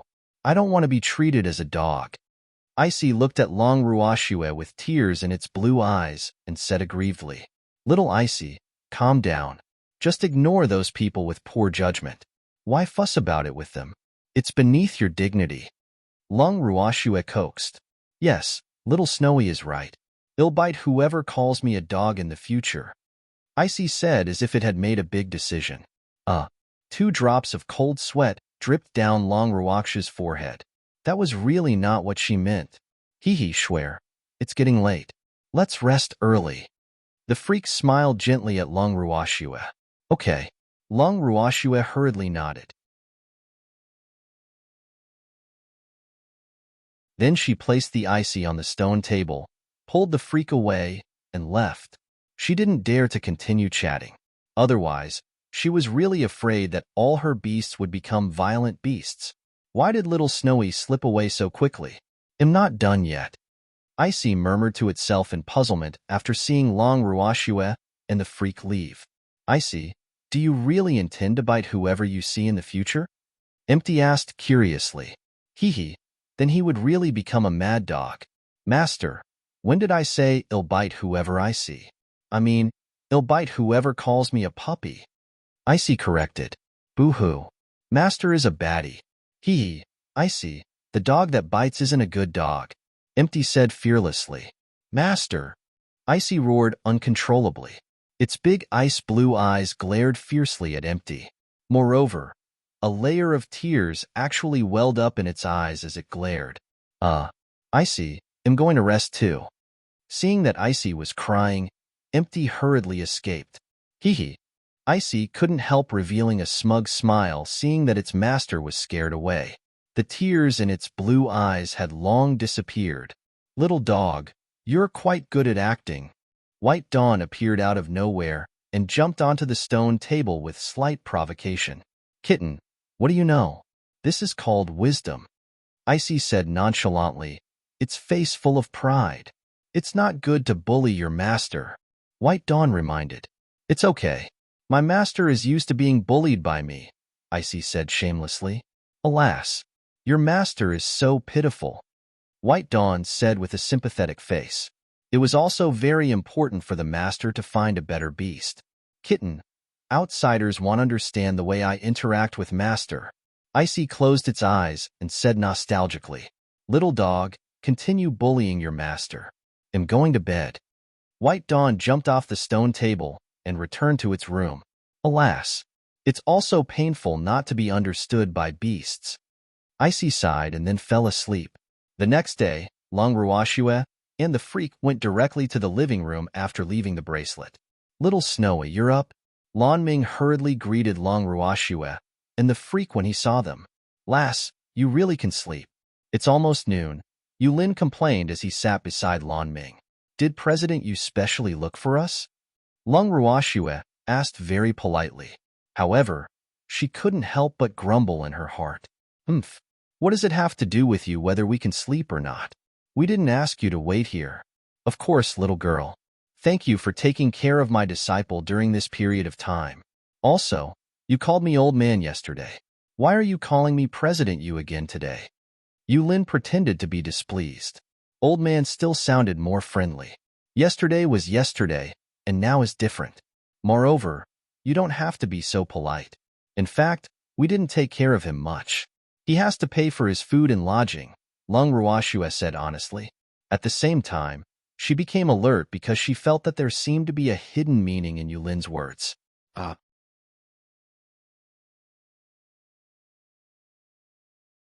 Could there be a trap? Lass, am not being polite. You took good care of me even if I paid. Yulin said with a smile.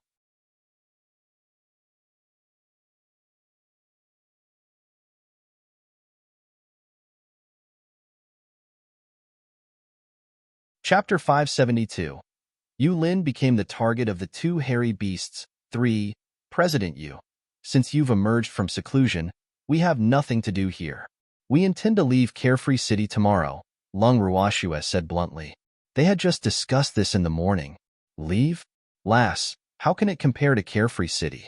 Why don't you stay in Carefree City? This is the holy land in the hearts of mystics. Moreover, not just any mystic can settle in Carefree City, Yulin coaxed, his expression like a big gray wolf that was deceiving Little Red Riding Hood. Thank you for your good intentions, President Yu.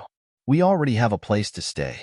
Moreover, we won't stay in the same place for too long, Long Ruashue said. She didn't know Yulin's intentions, but she didn't intend to let him have his way no matter what he thought. Little girl, are you talking about Myriad Mountain City? To be honest, how is it very chaotic? How can it compare to Carefree City? Yulin persuaded stubbornly. In fact, he naturally had his reasons for wanting Long Ruashue and the others to stay. Alas, the situation of the Mystic Association headquarters was very bad now, so he really hoped that Long Ruashue could stay in Carefree City, who asked her subordinates to have so many powerful mystic sovereigns. He didn't want Long Ruashue's power to be possessed by any family. Long Ruashue didn't intend to rely on any family according to Little Minger, but he couldn't be completely at ease if he couldn't leave them in Carefree City. We don't intend to stay in Myriad Mountain City for long either, Long Ruashue said calmly. Lass, where do you intend to stay? Tell me. I can help you find a suitable residence, Yulin asked expectantly. We don't intend to stay in any place for long, Long Ruashue said helplessly. She was very helpless against Yulin's stubbornness. Alas, she could finally tell that Yulin was determined to rope them in. Lass, no matter where you want to go to train, you have to have a fixed residence. This way, if you're tired in the future, you'll have a place to rest. You have to know that the feeling of home and inn is different. Yulin Xiao said with affection. Yes, President Yu is right, Long Ruashue said nonchalantly. Alas, Yulin might be right, but she had the dry Kuan bracelet, so it was the same wherever they were. They might not stay even if they had a fixed residence. At most, it was to fool others. In that case, I'll arrange a residence for you in Carefree City. In this way, you won't have to stay in an inn when you come to Carefree City in the future. Yulin said very warmly. All right then. Long Ruashue answered reluctantly. Alas, it seemed that Yulin would not give up if she didn't agree. Then come with me quickly. I'll bring you to your residence now. Yulin stood up and said impatiently. So soon?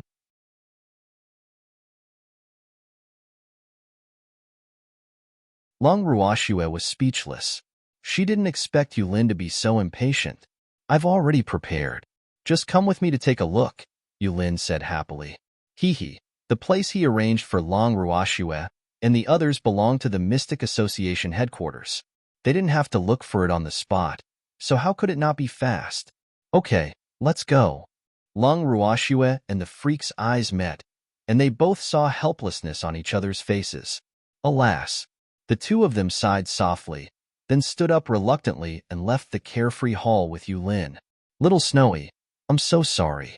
My master made things difficult for you, Lan Ming, who was following Long Ruoxue and the freak, said shyly on the way. It's okay. It's just a residence. We can't refuse your master's good intentions for your sake. Long Ruoxue said understandingly. In fact, she really didn't care much. Anyway, whether they stayed or not was up to her. Yulin couldn't force them to stay. Thank you, Lan Ming said softly. Little Lan, Big Harry, and Little Harry intend to teach your master a lesson, Long Ruoxue said after some hesitation. She felt that Lan Ming should be mentally prepared so that his heart wouldn't ache when he saw his master getting beaten up later.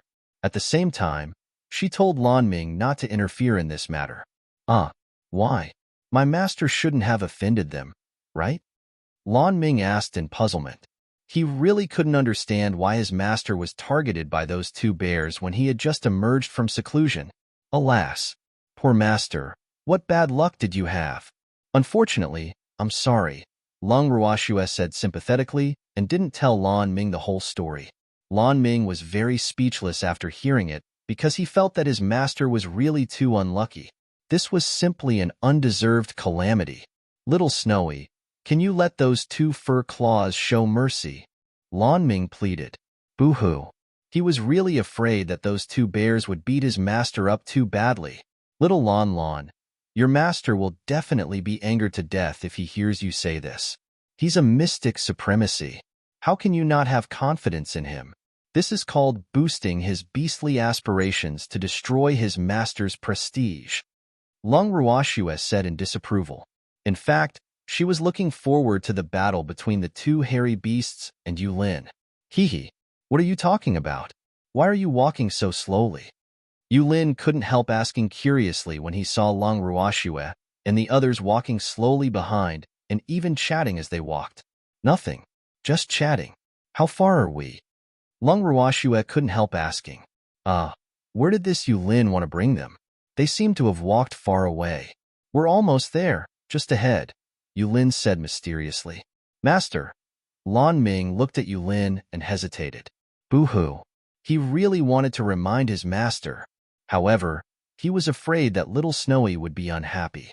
It seemed like Little Snowy also wanted his master to be taught a lesson. Alas. Master, it's not that I don't want to help you. I'm really helpless. Little Minger, what do you want to say? Why are you stuttering? Yulin asked in puzzlement, his handsome face full of question marks. Nothing. I just want to tell the master that I miss you a lot. He gave in seeing Long Ruoxue's glare. Boo-hoo. Master, Little Snowy's abuse of power is really too powerful. I'm afraid of my disciple.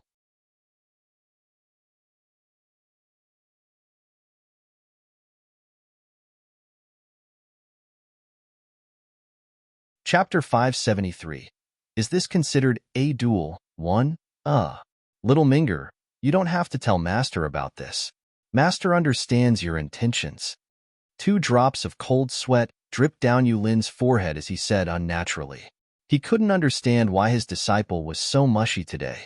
Master, you have to take care of your body, Lan Ming said very implicitly. Alas. Hopefully, Master could understand his hint. Don't worry, Master will definitely take care of his body, Yulin said in puzzlement, his handsome face full of confusion. Clearly, he didn't understand Lan Ming's hint. Long Ruoxue was secretly amused as she listened to the conversation between the master and disciple. Haha, little Lan was so gullible. He actually really thought that she didn't allow him to tell her that he wanted to find Yulin for a duel. In fact, she didn't glare at him at all because of this. You two really have a deep master-disciple relationship, Long Ruoxue said with slight envy. Of course, I raised little Minger single-handedly, Yulin said proudly.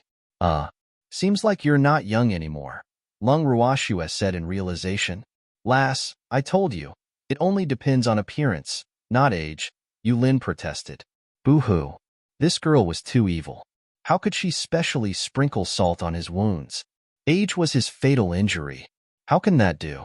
If my grandfather finds out, he will blame me for not respecting my elders. You should be older than my grandfather, right? Lung Ruoxue guessed. A beautiful smile hung on her face, and her beautiful eyes swirled as she sized up Yulin nonstop. It's okay. I don't mind. Don't call me Grandpa. Just call me Big Brother, Yulin said fearfully. In your dreams. You are from the grandfather generation. Big Brother? How shameless. The freak was displeased before Lung Ruoxue could say anything. Haha. Lung Ruoxue couldn't help laughing lightly when she heard the freak's words. Yulin was indeed quite thick-skinned. Schwer.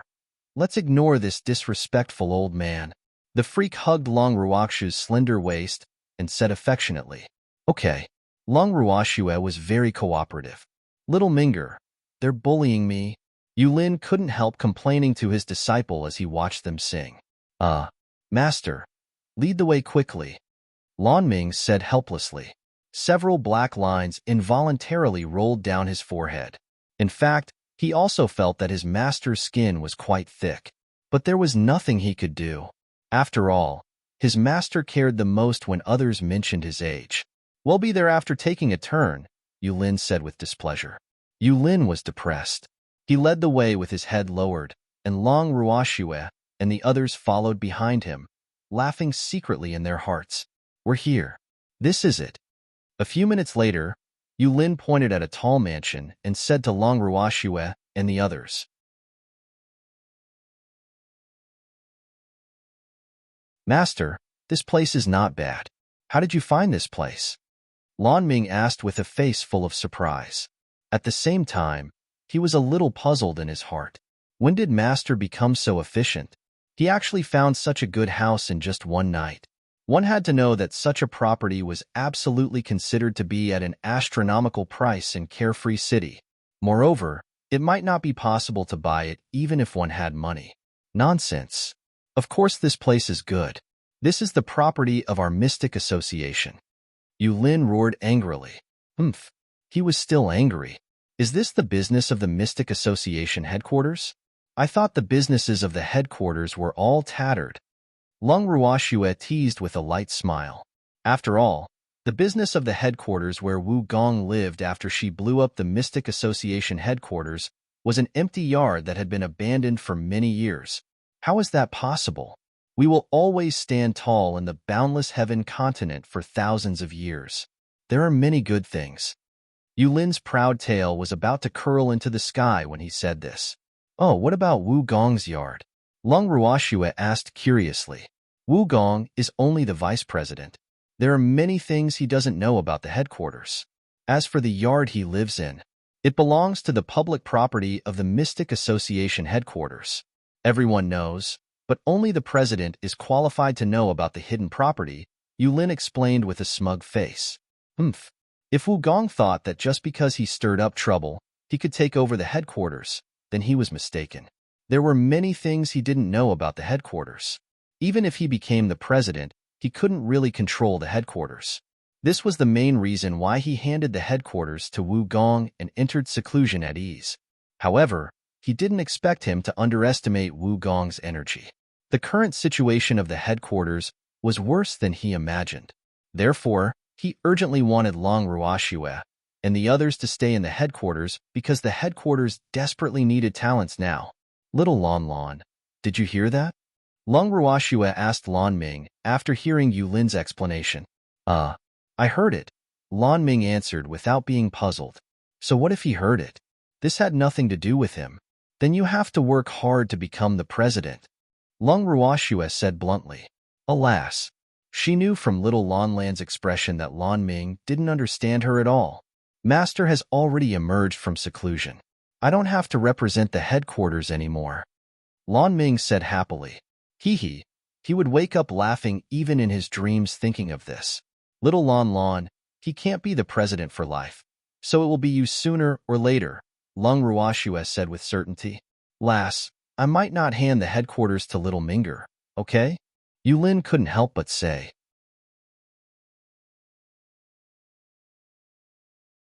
Little Minger was very outstanding, but he had a more suitable candidate now. Then who do you want to hand it to? Long Ruoxue glared at Yulin with some dissatisfaction and asked. Humph. She didn't think anyone was more suitable than Lan Ming to be the president of the headquarters. It's a secret. Yulin smiled mysteriously, whetting everyone's appetite. Damn old man, you're keeping me in suspense. Don't tell me you really want to be the president of the headquarters for the rest of your life? Lung Ruoxue said doubtfully. Of course not. If the person I fancy is willing to take over the headquarters immediately, they'll pass the position of president to him now. However, I'm afraid he won't. Yulin said gloomily, his handsome face full of worry. You really have a candidate? Lung Ruoxue said doubtfully. She thought Yulin was lying to her just now. It seemed like he really had a successor. But who would be more suitable than little Lan Lan?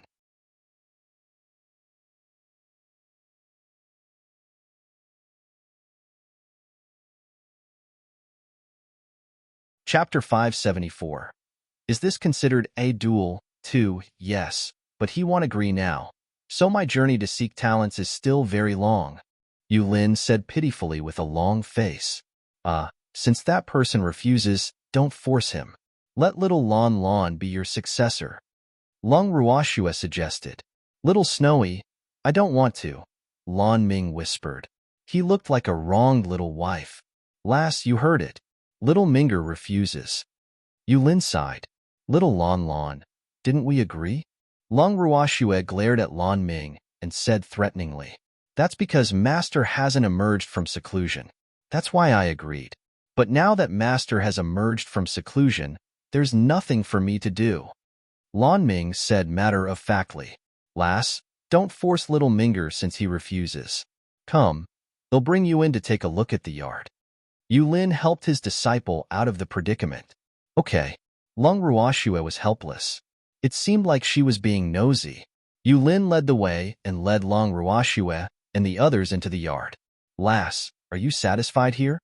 Yulin said as if he was presenting a treasure in the yard. This was the best location and environment among all the properties in the headquarters. Not bad. Lung Ruoxue looked up at the spacious yard and nodded with satisfaction. This yard was very big and was the yard of the yard. The pavilions and pavilions were exquisite and gorgeous. Moreover, there was a clear stream in the yard that ran through the entire yard. It might not be as good as the Lan family's yard, but Lung Ruoxue believed that this yard was absolutely 1-2 in Carefree City. Lass, this yard will belong to you from now on. This is the property deed. Keep it safe. Yulin handed the deed to Lung Ruoxue and reminded her. Thank you. Lung Ruoxue thanked him and then stored the deed in the bracelet. Hee, there's no need to be polite. We're family from now on, Yulin said happily. What do you mean? Lung Ruoxue was puzzled. Lass, you will be an elder of our mystic association from now on, Yulin announced. Elder? I'm not interested. I'll return this house to you if it can only be owned by an elder. Lung Ruoxue said coldly. She took out the deed and threw it directly to Yulin. Humph. Damn old man. How dare you plot against me? Lass, what do you mean? Yulin was a little dumbfounded. Did he say something wrong? He didn't seem to have said anything wrong. Damn old man. Do you want to bribe me with just a house? I didn't say I wanted to be an elder of the headquarters. Lung Ruoxue said with great dissatisfaction. She originally thought that Yulin only wanted to rope her in, but now she knew that this old man wanted her to run errands for him. Humph. This damn old man's wishful thinking was really too good. However, she would not let him have his wish. Lass, don't be anxious. Listen to me. The elder I'm talking about is just a nominal. You don't have to do anything for the headquarters.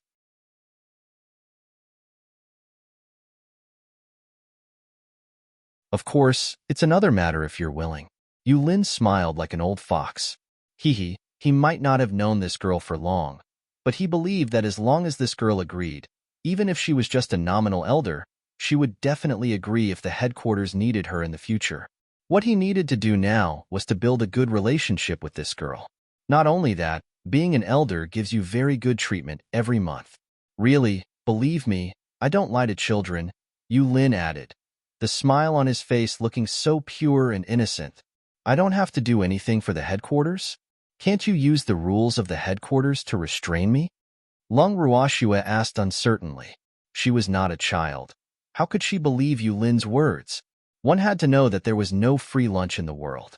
No, I promise I won't, Yu Lin promised. Then what should I, an elder, do? Lung Ruoxue asked doubtfully. The more Yu Lin said, the more she couldn't believe him. You don't have to do anything. Just name yourself, Yu Lin said with a smile, his face full of flattery. Do you want me to be a decoration? Lung Ruoxue narrowed her eyes and said with some displeasure. This old fox actually didn't tell the truth. Of course not. You can do whatever you want. Really, I promise, Yu Lin said very sincerely, so anxious that he was about to cry. Boo-hoo. Why was this girl so difficult to deal with?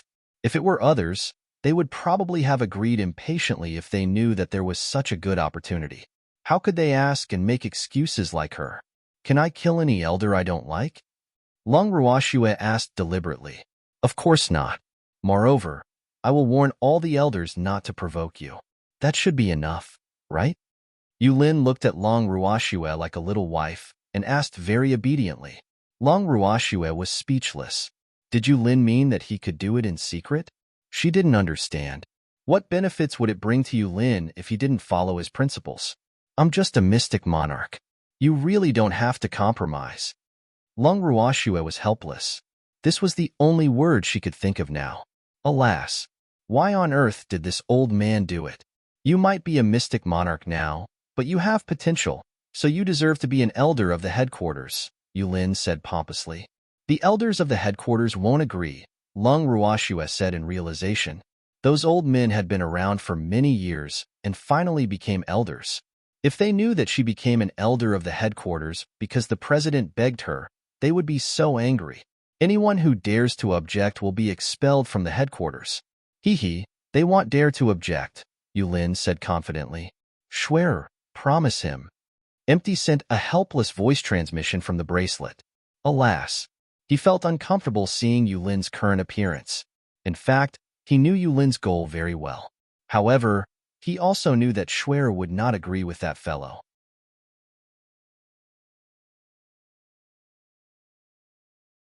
Empty, I don't like to be restrained. Lung Ruoxue sent a voice transmission. If she really wanted to be an elder of the headquarters, she would directly get Baby to use mind reading to see what Yu Lin was planning. However, it was precisely because she had no such intentions that she didn't care too much.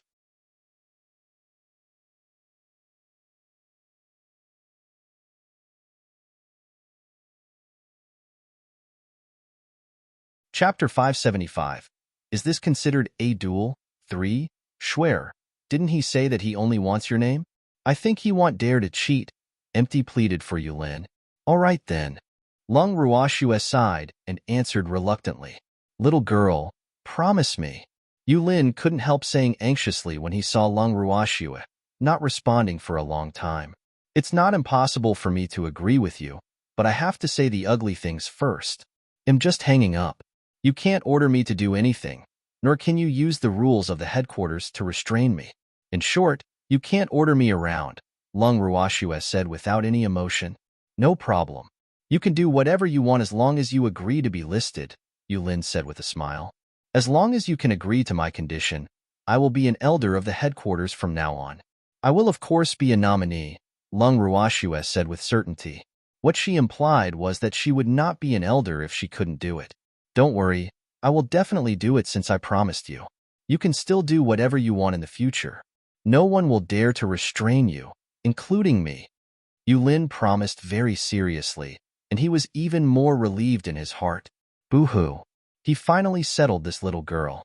It really wasn't easy. At this moment, he still didn't know that Lung Ruoxue agreed because someone said good things for him. That's good. Lung Ruoxue nodded with satisfaction. Little girl. You have to keep this deed. This house is worth a lot of money. Yu Lin handed the deed back to Lung Ruoxue and reminded her again. Yes, Where is there a spacious and uninhabited place here? Lung Ruoxue took the deed, nodded slightly, and asked. Since she was already an elder of the headquarters, this house was considered legitimate. There's a mountain not far away. There shouldn't be anyone there. Little girl, what are you doing? Yulin asked curiously. You'll know when we get there. Bring us there now. Lung Ruoxue urged. Alas, little Harry couldn't wait any longer. Okay, follow me. Yulin took the initiative to lead the way. After walking for about half an hour, Lung Ruoxue and the others arrived at the foot of a mountain. Lung Ruoxue raised her beautiful eyes and sized up the mountain in front of her. Could this also be considered a mountain? It was really small. This mountain was about 10 meters tall, and the mountain was lush with greenery. All sorts of trees were planted, and some trees were even covered in red fruits, looking very tempting. Haha, little girl, this place isn't bad, right? This place also belongs to you, Yulin said proudly. This is also my territory? Lung Ruoxue asked gloomily. The environment here was very good. Her heart might ache if two hair repaired Yulin here and destroyed the scenery here. Of course, that house belongs to you in a radius of 50 kilometers. Haha, be happy, Yulin said with a smile. Is there anywhere nearby that doesn't belong to me? Lung Ruoxue couldn't help asking. Yes, but it's a little far from here. Yulin frowned and said after some thought. He didn't know what this girl wanted to do, but why did he have a bad premonition? It's okay. Bring us there. Lung Ruoxue summoned the little peacock from the bracelet and said, Boss Master, should I bring you to the place we went last time? The little peacock suggested. It was referring to the place where they had grilled fish last time. There's no need. Just go to the place that this old man mentioned. 2 drops of cold sweat dripped down Lung Ruoxue's forehead. The place that the little peacock mentioned was very far from Carefree City. Yes, the little peacock answered. After everyone sat on its back, it raised its wings and flew toward the place Yulin mentioned. Lass, why does it call you Boss Master? Yulin asked in puzzlement after taking off. Because I'm its Boss Master, Lung Ruoxue explained lightly as she leaned in the freak's arms. Then who is its boss?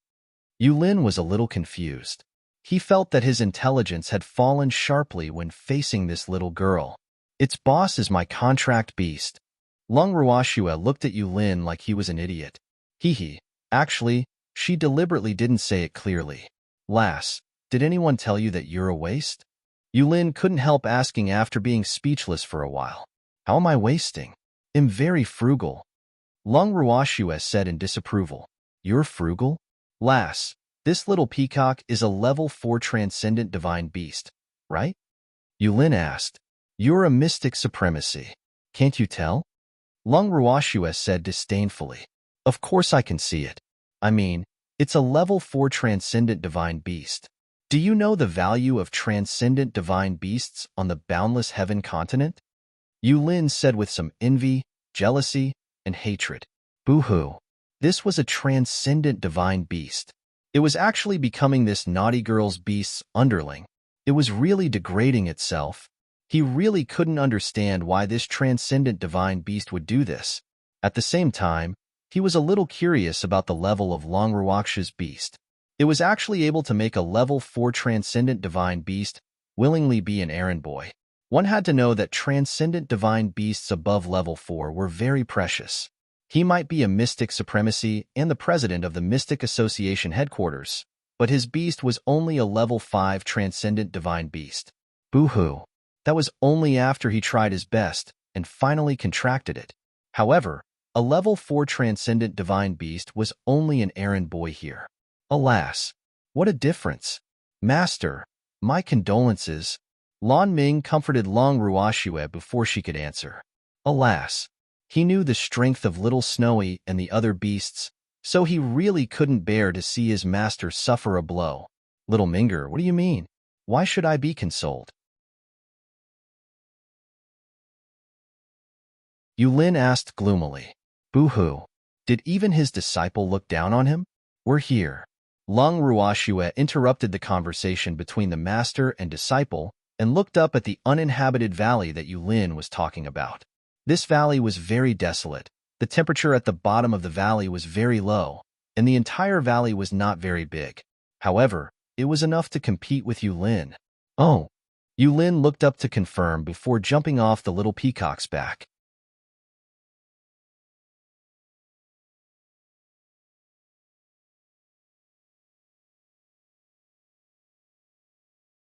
Chapter 576.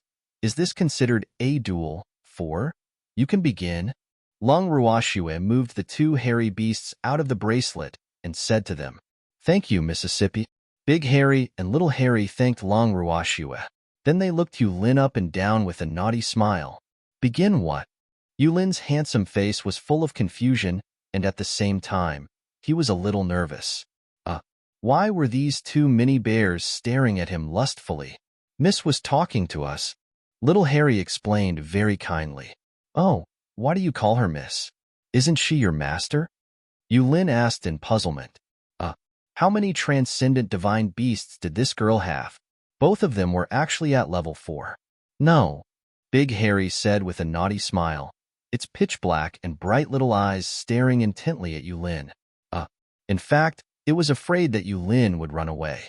Oh, please don't look at me with perverted eyes, okay? I'm scared.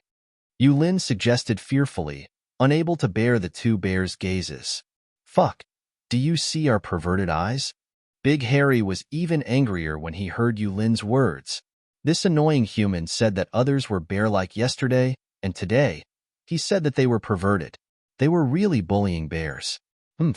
If the bear didn't show its might, they would treat it as a panda. I saw it with both eyes. Don't keep staring at me. It'll be shy. Yulin didn't want to be targeted by the beasts because the two little bears looked at him with unfriendly eyes. You're not a female bear. How can we be interested in you? Don't flatter yourself. Little Harry pouted disdainfully.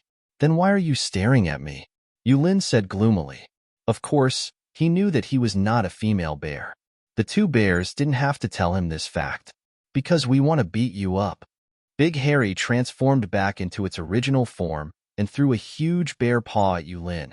Oh my god. Lass, your beast has gone crazy. Yulin hurriedly dodged Big Harry's attack and shouted at Long Ruashue. Pa. At the same time, a crisp sound sounded in the spacious valley. You perverted bear. Don't hit my butt. Immediately after, Yulin's scream sounded. Boo-hoo.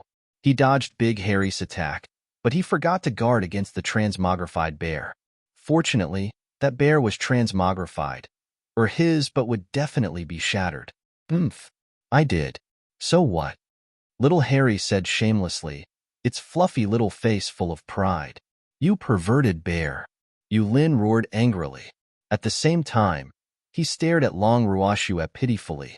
Boo-hoo. These two bears were released by the naughty girl. Would this girl blame him if he injured these two bears? He was a little conflicted. He had spent a lot of effort to obtain Long Ruashue from the headquarters. He couldn't let her run away in anger because of these two bears. What should he do? He was in a dilemma. Boo-hoo. Forget it. He should bear with it.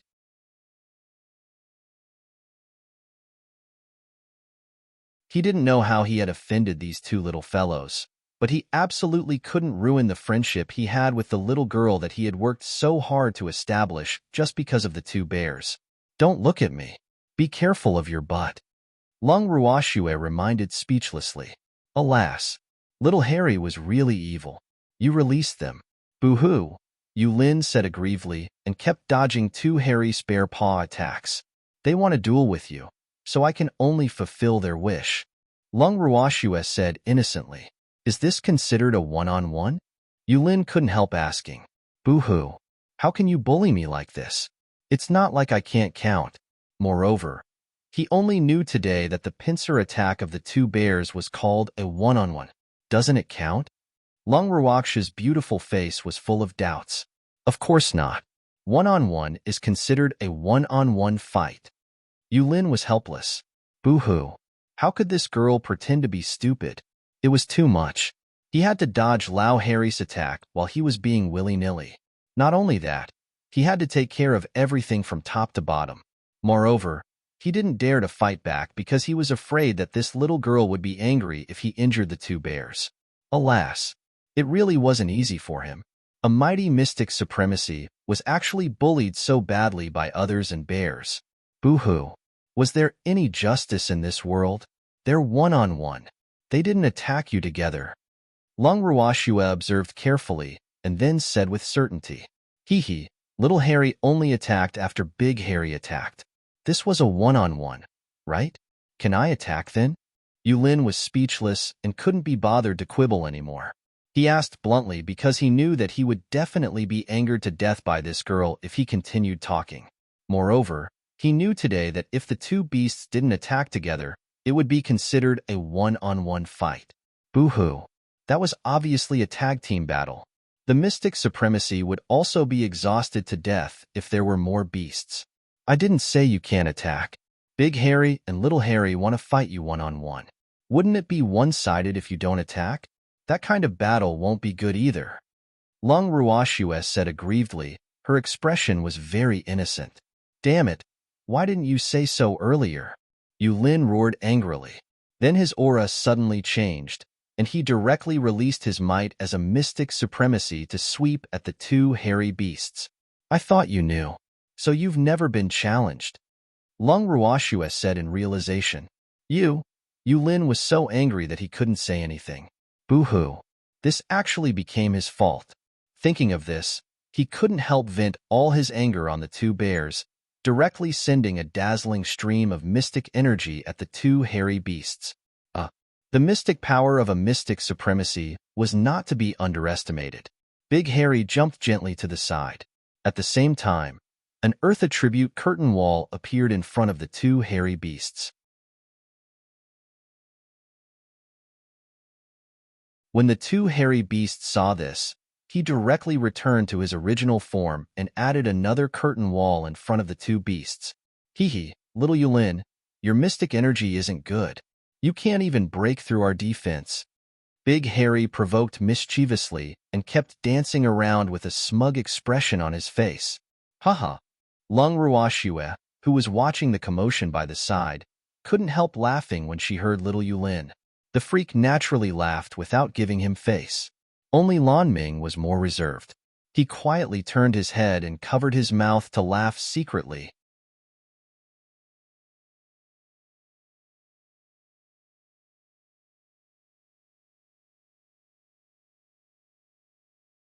Chapter 577. The Main Beasts in Agony, 1. Damn it. Don't call me little Yulin. Don't go on the double defense if you dare. Yulin roared angrily. He was even angrier when he saw Long Ruashua and the others laughing so happily. Boo-hoo. It was really embarrassing to be called little Yulin by the two bears. Moreover, were these two bears older than him? Why did they call him little Yulin? Not only that, they actually used the double defense to provoke him. Humph. It was really unbearable. You're small. Look at your small body. It's not even as thick as one of our legs. Big Harry raised its thick legs in a show of force. Hee, little Yulin had just reached its knees. That's not because I'm small. It's because you're too big. Yulin was very depressed and quite depressed. Boo-hoo. That girl's bear was really too much of a bully. It actually compared its big thick legs with humans. He didn't believe that there were people who were as big as bears in this world. Little you. So be it. Why be so stubborn? Hurry up and attack.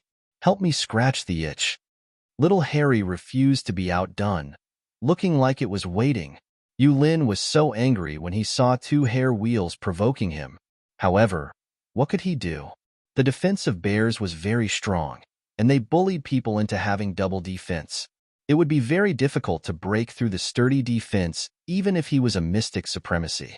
At this point, he summoned his beasts to help him. Little Yulin, you're a mystic supremacy. You actually used beasts in battle with us. How embarrassing. Big Harry looked at the beast that suddenly appeared, about 5 to 6 meters tall, and said with contempt, That's right. Little Yulin, do you think you can defeat us by getting a little monkey? Little Harry said confidently. You two stupid bears, shut up. Yulin's beast roared furiously. These two bears were really too much. They actually bullied its master. Miss, this thin monkey is bullying us. The two bears quickly found a backer and looked at Long Ruoxue aggrievedly when they saw that they had been scolded. Long Ruoxue was a little speechless. She didn't expect Yulin's beast to be a golden monkey.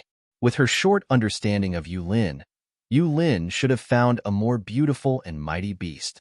Why did he get himself a monkey? This monkey might be considered pretty, but it was also a monkey. Lass, the battle is only fair now. You can't interfere. Yulin reminded. How could he teach these two bears a lesson if that girl interfered? How is it fair? You are a mystic supremacy, and your beasts are stronger than 20 cents. Why can't I see fairness? Long Ruoxue said with a calm smile. That's right. What mystic supremacy? It's too embarrassing to find help if you can't beat us. Don't tell others that you're a mystic supremacy in the future. I'm embarrassed for you.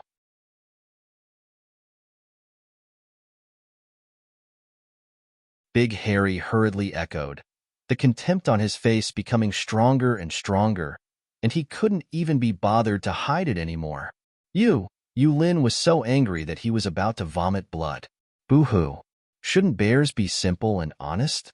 Why were these two so sharp-tongued? Miss, we also request for help. Little Harry pleaded with a naughty smile on its fluffy face. Long Ruoxue was in a dilemma. She couldn't bear to refuse.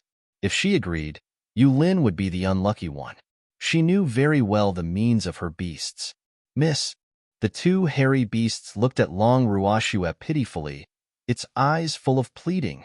Alas, all right. Long Ruoxue had no choice but to move Darling and the other beasts out of the bracelet. Beloved master! Darling immediately jumped into Long Ruoxue's arms and rubbed against her affectionately as soon as it emerged. Then it came to the middle of the field. Haha, is this little fox the helper your two stupid bears found? It's only a level 9 legendary beast. What can it help you with? The golden monkey laughed hysterically and said with a mocking face, Me too. Me too. The dazzling beasts were unwilling to be ignored and reminded in unison. You're also level 9 legendary beasts. Did you come out to be beaten by me? Haha. The golden monkey laughed and hammered the ground excitedly with one fist. Darling, we've been despised by the damn monkey, Dazzle said helplessly. Okay, it's okay. Well, let it know later that level doesn't mean everything. Darling said very calmly, its fluffy little face full of calmness. It kept looking at the golden monkey, trying to find the weakest place on its body. Haha, this is the first time I've heard that level doesn't mean everything. Then why are we still cultivating? The golden monkey obviously didn't agree with Darling's words. However, it knew after a while that level really didn't mean everything. At least, levels are really nothing in front of these beasts who didn't care about attacking laws. Beasts with low intelligence won't be able to understand our deep words. We will prove it with the truth later. Darling sat on Big Harry's lap, crossed its legs, and said regretfully, Yes, Darling, this monkey's intelligence is too low. It definitely won't understand what you're saying, so let's demonstrate it directly. Big Harry suggested. Okay, Big Harry, Little Harry, just deal with little Yulin. Leave this monkey to us. Darling patted its chest with its little paw and said confidently, Okay. The two hairy beasts grinned happily, their faces full of schadenfreude. Yulin and the golden monkey were not as happy as they were. In their hearts, these beasts were really arrogant. Little Snowy, get your beasts to show mercy. Lan Ming, who was watching the commotion, pleaded worriedly. Boo-hoo. Little Snowy and the other beasts were smart and cunning, not something that the two bears could compare with. Moreover, he had seen the means of these beasts more than once. They were really too ruthless. His master's tender skin would definitely not be able to take it. Your master is a mystic supremacy, Long Ruoxue reminded. Alas, why was little Lon Lon so lacking in confidence in his master? You have a lot of beasts. Moreover, you don't play by the rules. Even a mystic supremacy will suffer. Lan Ming said worriedly.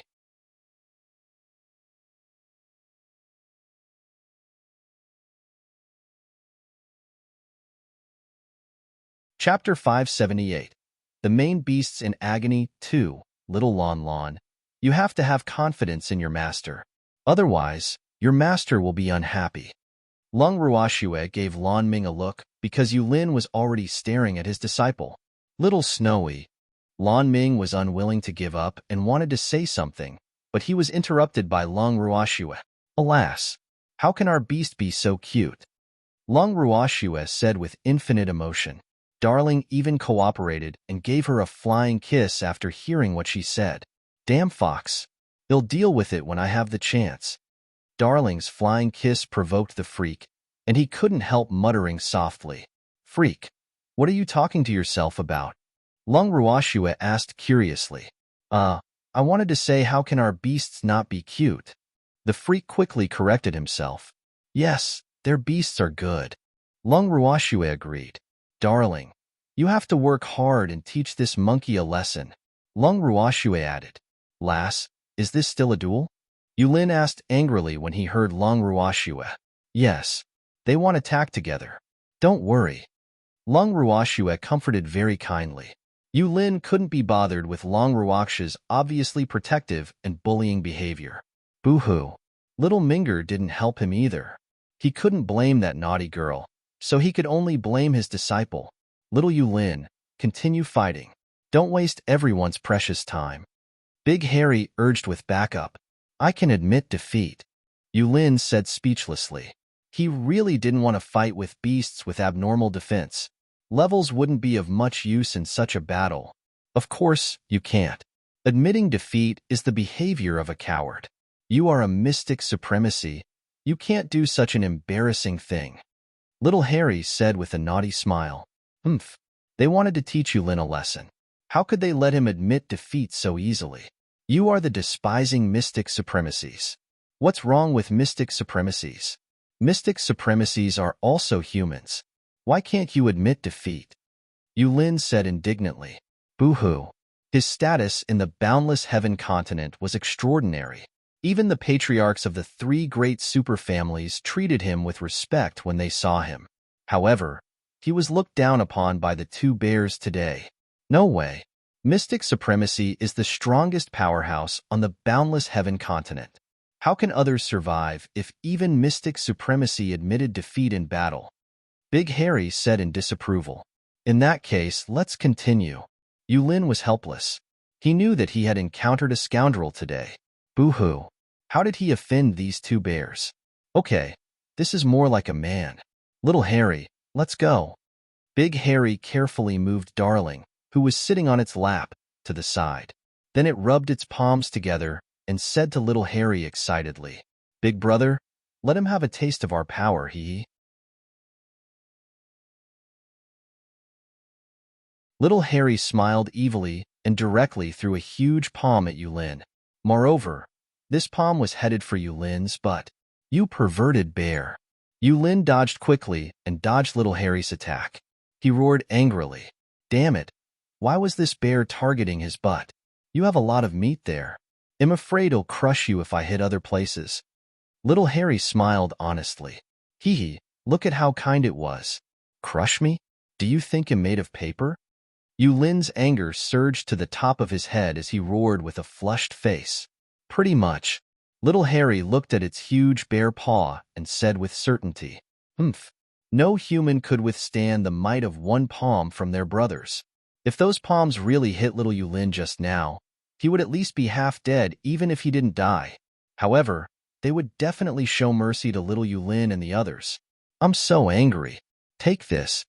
Yulin didn't want to talk nonsense with them anymore. He directly gathered mystic energy in his hands. Then, the majestic green mystic energy formed a huge whirlpool. The whirlpool seemed to have a suction force, bringing sand and stones flying. The golden monkey jumped away from the center of the battlefield as soon as Yulin used his mystic technique to avoid being affected. Others might not be aware of the power of its master's mystic technique, but it was very clear. What a strong wind! Darling and the other beasts hurriedly jumped into Lung Ruoxue's arms to seek protection lest they were sucked away by the strange wind. Is this a wind attribute heaven-grade mystic technique? Long Ruoxue asked Lan Ming as she hugged the beasts in her arms tightly. Yes, this is one of Master's unique skills. It's called Rising Wind and Cloud. It's a very powerful offensive heaven-grade mystic technique. Lan Ming explained. Alas, it seemed like Master was really angry. He actually even used his unique skill. He didn't know if those two bears could withstand it. Little Snow would definitely go crazy if those two bears were injured. He was really conflicted. It looks pretty powerful. Long Ruoxue praised. Hehe, this skill was good. Okay. Lan Ming nodded.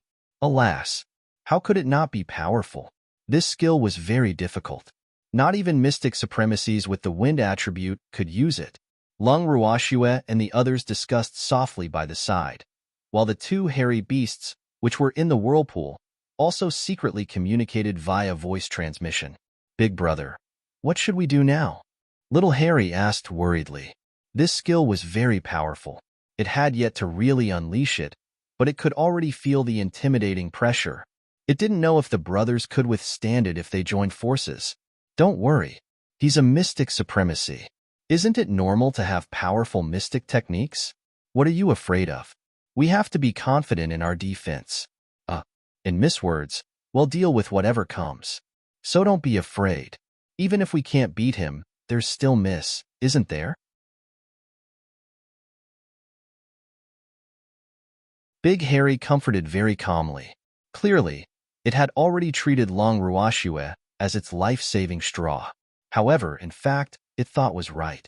Long Ruoxue naturally wouldn't watch Yulin kill them. Yes, Big Brother is right. Little Harry composed itself and agreed. Moreover, it added another defense to the two beasts. The mystic energy used to activate such a mystic technique would definitely not be small. Therefore, it guessed that it was impossible for Yulin to release such a mystic technique twice in a row. Therefore, as long as they could withstand Yulin's wave of attacks, it would be their turn to beat Yulin up next.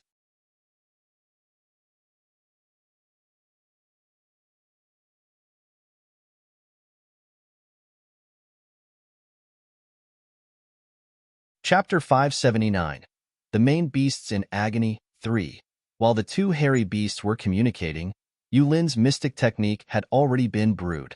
Moreover, it swept towards the two hairy beasts with a strong hurricane. Long Ruoxue, the other two, and the other beasts couldn't help but gasp as they watched this exciting scene.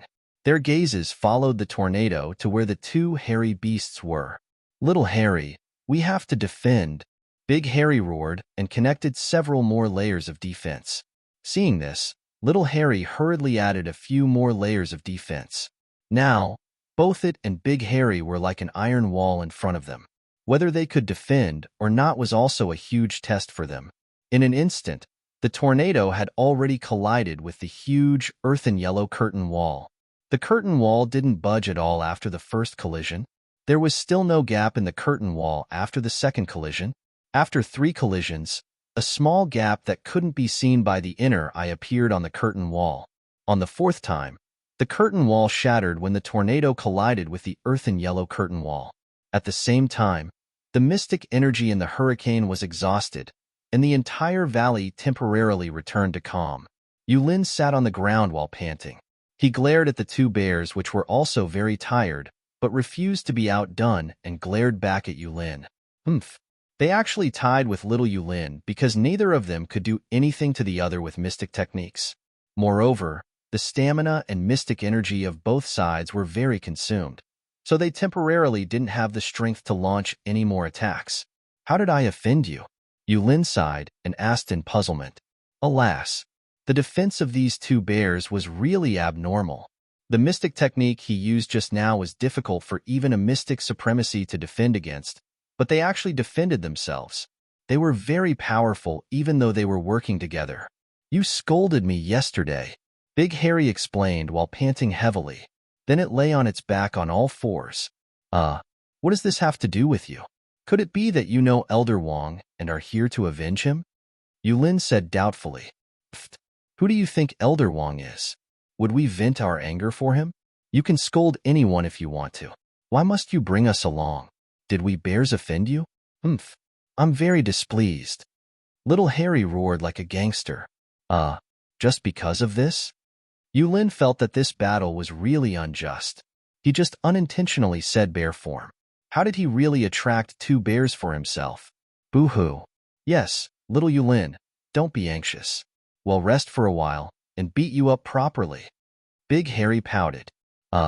Didn't we draw? Why do you still have to beat me up? Yulin said with a long face, depressed. He didn't have any strength left now, so how could he be a match for the two bears?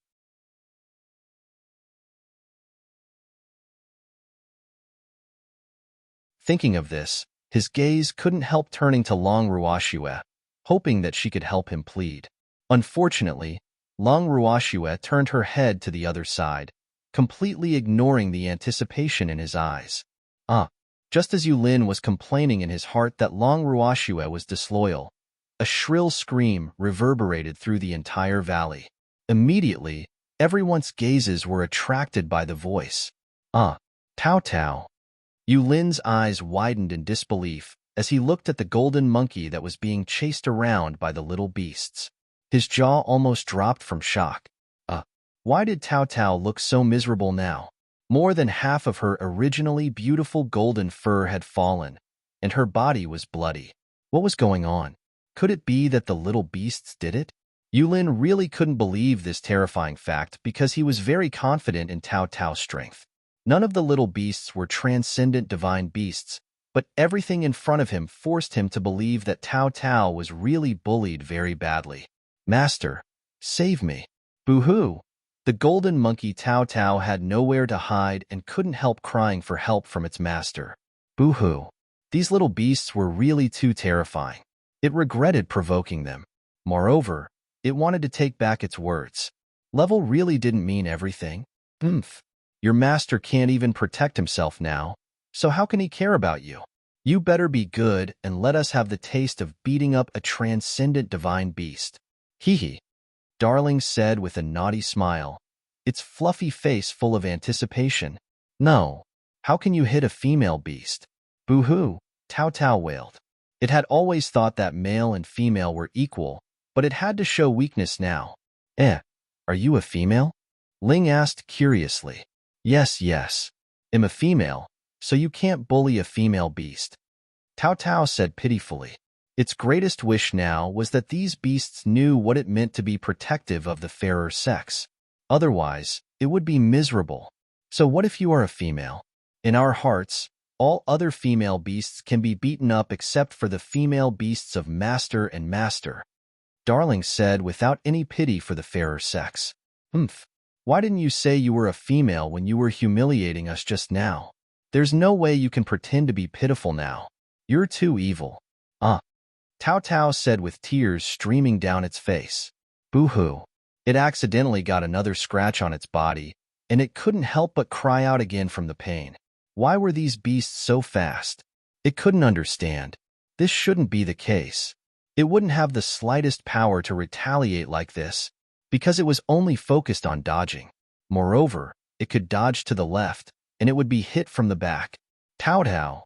Yulin stood up from the ground with some effort, seeing his beast's miserable appearance. At the same time he stood up, the two hairy beasts also stood up. They had just secretly eaten Miss Pill, and their stamina had almost recovered, so dealing with little Yulin would be easy. Master, save me! Tao Tao cried loudly. In just a while, several more wounds appeared on its body. Little Yulin, we are your opponents, little Harry said with a smile, its expression very pure. I don't want to fight you now, Yulin said helplessly. At the same time, he was about to put the pitiful Tao Tao into the spirit beast space when a huge claw swung over and happened to slap his butt.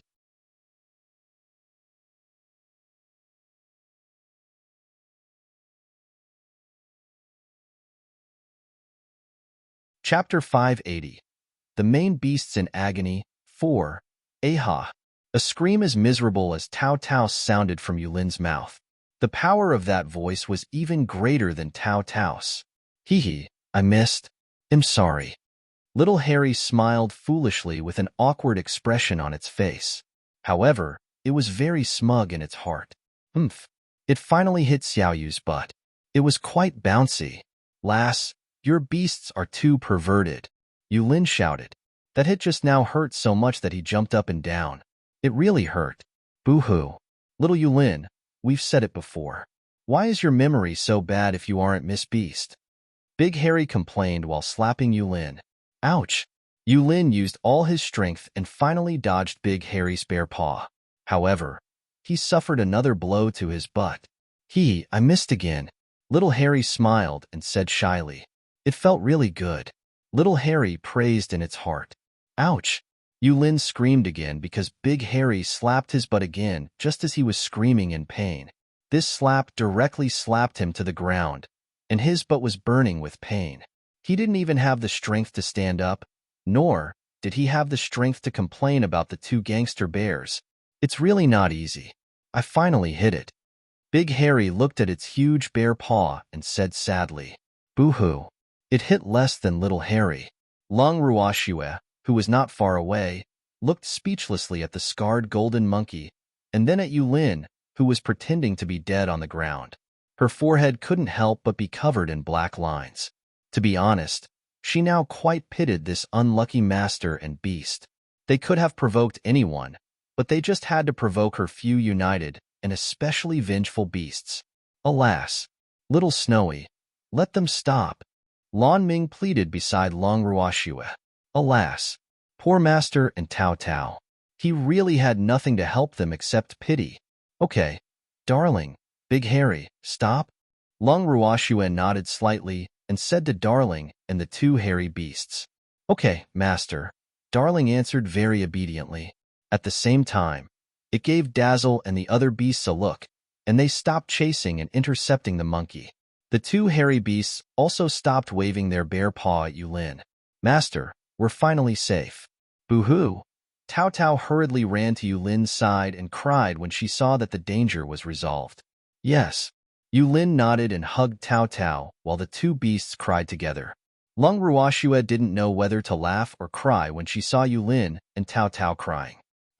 They only suffered some superficial wounds. Did they have to cry like this?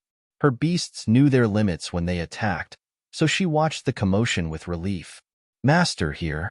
Lan Ming braced himself and walked to Yulin's side helplessly and handed him 2 pills. You heartless bad disciple. Yulin took the pill, ate one himself, and fed Tao Tao another. Then he roared at Lan Ming angrily.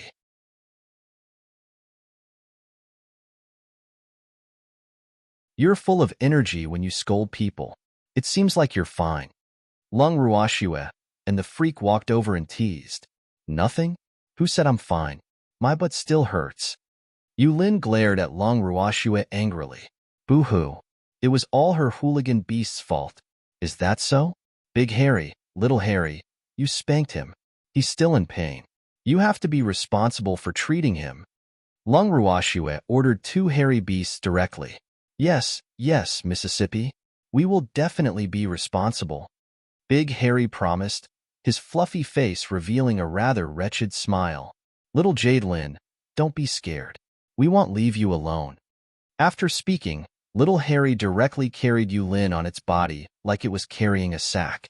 A huge bear palm happened to support Yulin's butt, causing great mental pressure on Yulin. You perverted bear. Put me down quickly, Yulin roared, wanting to cry but had no tears. Boo-hoo. What did this bear want? Did it want to take advantage of him? Little Yulin, doesn't your butt hurt? I just wanted to carry you away out of goodwill. How can you shout at me? I'm too sad, Little Harry said aggrievedly, its black and bright eyes flashing with tears. Damn it. This isn't hugging. It's carrying. Yulin was carried on Little Harry's shoulder with his head facing down. So all the blood in his body rushed to his head, making him dizzy. Oh, then this should be considered as hugging. Little Harry corrected itself. After hearing Yulin's words, it immediately hugged Yulin like a princess and placed a bare paw on Yulin's but righteously. Yulin was speechless. He realized that he was indeed not on the same channel as this hooligan bear because they could not communicate at all. He simply shut his mouth at this point. Haha. Long Ruoxue and the freak laughed rudely when they saw Yulin's expression. Tao Tao and Lan Ming didn't dare to laugh at all. They suppressed their laughter.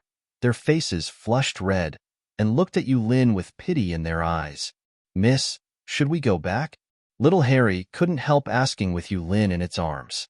"Okay, let's go back." Long Ruoxue sat directly on the little peacock's back after speaking, and the others and beasts sat up one after another.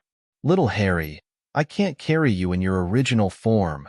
The little peacock looked at Yulin, who was in little Harry's arms, and smiled gently. "It's okay. You can fly, and I can walk." Little Harry frowned in distress as it pondered. Then it looked at little Yulin in its arms. Alas, it was a little reluctant to put it down. It made up its mind after a while. "You hooligan bear, put me down quickly," Yulin shouted, unwilling to give up. Unfortunately, his words were ignored by little Harry. "Miss, go back first." "They'll go with little Harry." Big Harry scratched its big head and said foolishly, Okay then. Little peacock, let's go." Long Ruoxue ordered after some thought. "Yes, boss master."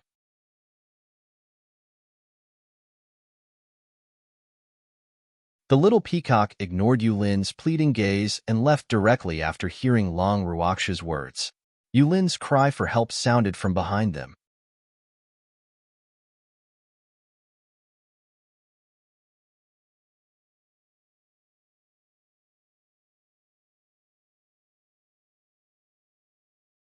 Chapter 581, Moon-Gazing City, 1. Don't leave me behind. Boo-hoo, Little Snowy. Will my master be okay? Lan Ming, who was sitting on the little peacock's back in the sky, said worriedly. No, what can happen to him as a man? The two hairy beasts are also male. Don't worry. Long Ruoxue comforted, very unsympathetic.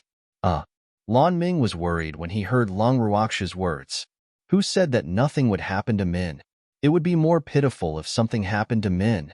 Little Lan, don't let your imagination run wild. Little Harry isn't interested in Min. Darling, who was lying in Long Ruoxue's arms, said understandingly. I'm not letting my imagination run wild. Lan Ming quickly denied it, thinking, why are little snowy beasts so shrewd? Little Lan, your thoughts are written all over your face. My beast can tell. Don't quibble. Long Ruoxue exposed Lan Ming. 2 drops of cold sweat dripped down Lan Ming's forehead. He couldn't help thinking, was his performance that obvious? Alas, I'm also quite worried about Master. Tao Tao, who was hiding in Lan Ming's arms, also said carefully, Damn monkey, you should worry about yourself. You don't have to worry about that man. Darling said angrily, Why don't you know how to be protective of the fairer sex at all? Boo-hoo. Tao Tao said with tears in her eyes, a little scared.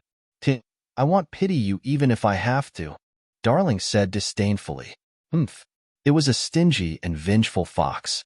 It had yet to forget the humiliation this damn monkey had given them, so the feud between them was set. It would not change because of gender. Boo-hoo. Tao Tao cried softly in Lan Ming's arms after hearing what Darling said. The atmosphere instantly fell silent. Master, we're here, the little peacock suddenly said after a while and descended at the entrance of the carefree hall. Okay. After Long Ruoxue and the others, and the beast jumped off the little peacock's back. The little peacock also transformed and followed them into the inn. Long Ruoxue and the others went directly to the living room after returning to the inn. Miss, where did you go?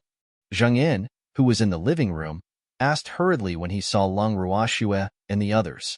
I went out to look at houses with Yulin, Long Ruoxue said softly. She couldn't help thinking, I wonder how Yulin is doing now? Why are we looking at houses? Aren't we leaving tomorrow? Zheng In asked in puzzlement. Haha, is that old boy Yulin going to give you a house? The little old man sitting beside Zheng In said with a smile. Hee, that old thing Yulin was pretty fast. Unfortunately, his wishful thinking was destined to be ineffective. This girl couldn't be manipulated at will.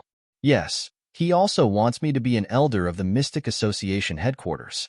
I only need to be in name and receive the same treatment as the other elders every month. Moreover, I don't have to do anything.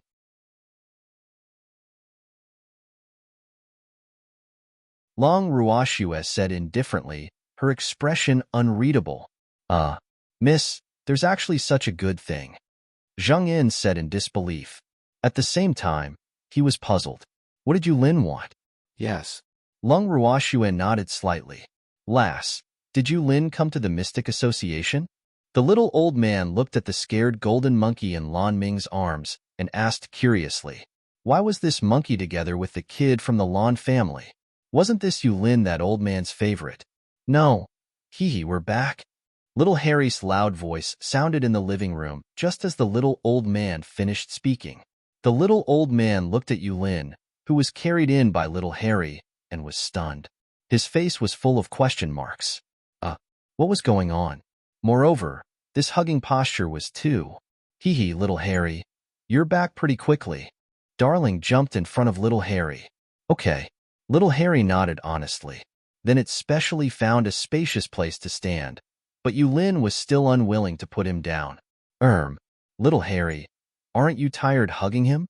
The little old man, who had returned to his senses, looked at the depressed Yulin and couldn't help asking. Well, he still didn't understand what was going on. No, he's very light, little Harry said and looked at the little old man cautiously, as if the little old man wanted to snatch him away. Oh, then continue carrying him. 2 drops of cold sweat couldn't help dripping down the little old man's forehead. How was little Harry's expression like that? Miss, what happened? Zheng Yin couldn't help asking softly when he saw the extremely strange scene. Zheng Yin, I'll tell you. Darling ran in front of Zheng Yin again and said as if it was presenting a treasure. Then it recounted the incident to Zheng Yin and the little old man who didn't know the truth. After hearing Darling's words, Zheng Yin and the little old man looked at Yulin with incomparable pity, not knowing what to say. Alas, the mighty president of the Mystic Association headquarters. How did they encounter such an unlucky thing? Why are you looking at me like that? Yulin, who was already depressed, couldn't help shouting furiously when he saw Zheng Yin and the little old man's gazes. Nothing. I just want to ask you if your butt still hurts. I have pills here, the little old man said with a chuckle. His expression was indescribably happy.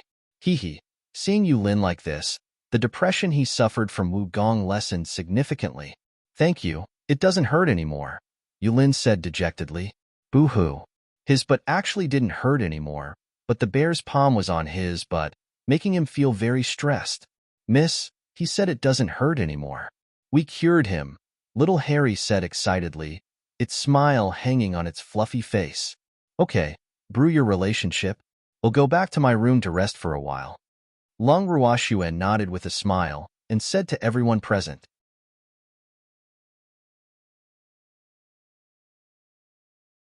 After speaking, she stored the beasts in the bracelet and left the living room with the freak. Long Ruoxue returned to her room and brought the freak directly into the bracelet. Schwer, you're back. Empty sat on a stone chair in front of the purple bamboo house and drank tea while looking at the two of them with a smile. Yes. Long Ruoxue nodded and pulled the freak to a seat.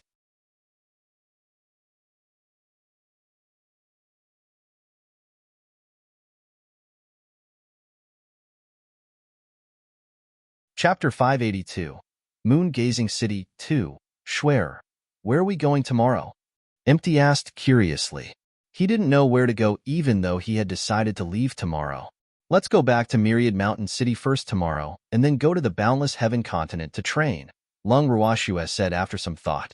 In fact, she hadn't thought too much about where to go now. She could go wherever she wanted. She could train wherever she went anyway. What do you intend to do with Chengwu and the others? Empty asked. They should stay in Myriad Mountain City. They can stay in Carefree City if they want. Didn't Yulin give us a house? It's big enough for them to stay in. Long Ruoxue said. What I mean is that they might want to follow you. Seeing that Schwerer didn't understand what he meant, he had to put it bluntly. I'm going to train. There's no need to do anything by myself with them following me. What's the point of training then? Long Ruoxue said helplessly. In fact, she had considered this problem before. She thought that Chengwu and the others might request to follow her, but she didn't intend to bring them along to train. In fact, I think it's not impossible to bring them along. It's just that it will be inconvenient for us to enter the space if that's the case, Empty said after some thought. It would be much safer to bring those people on the road.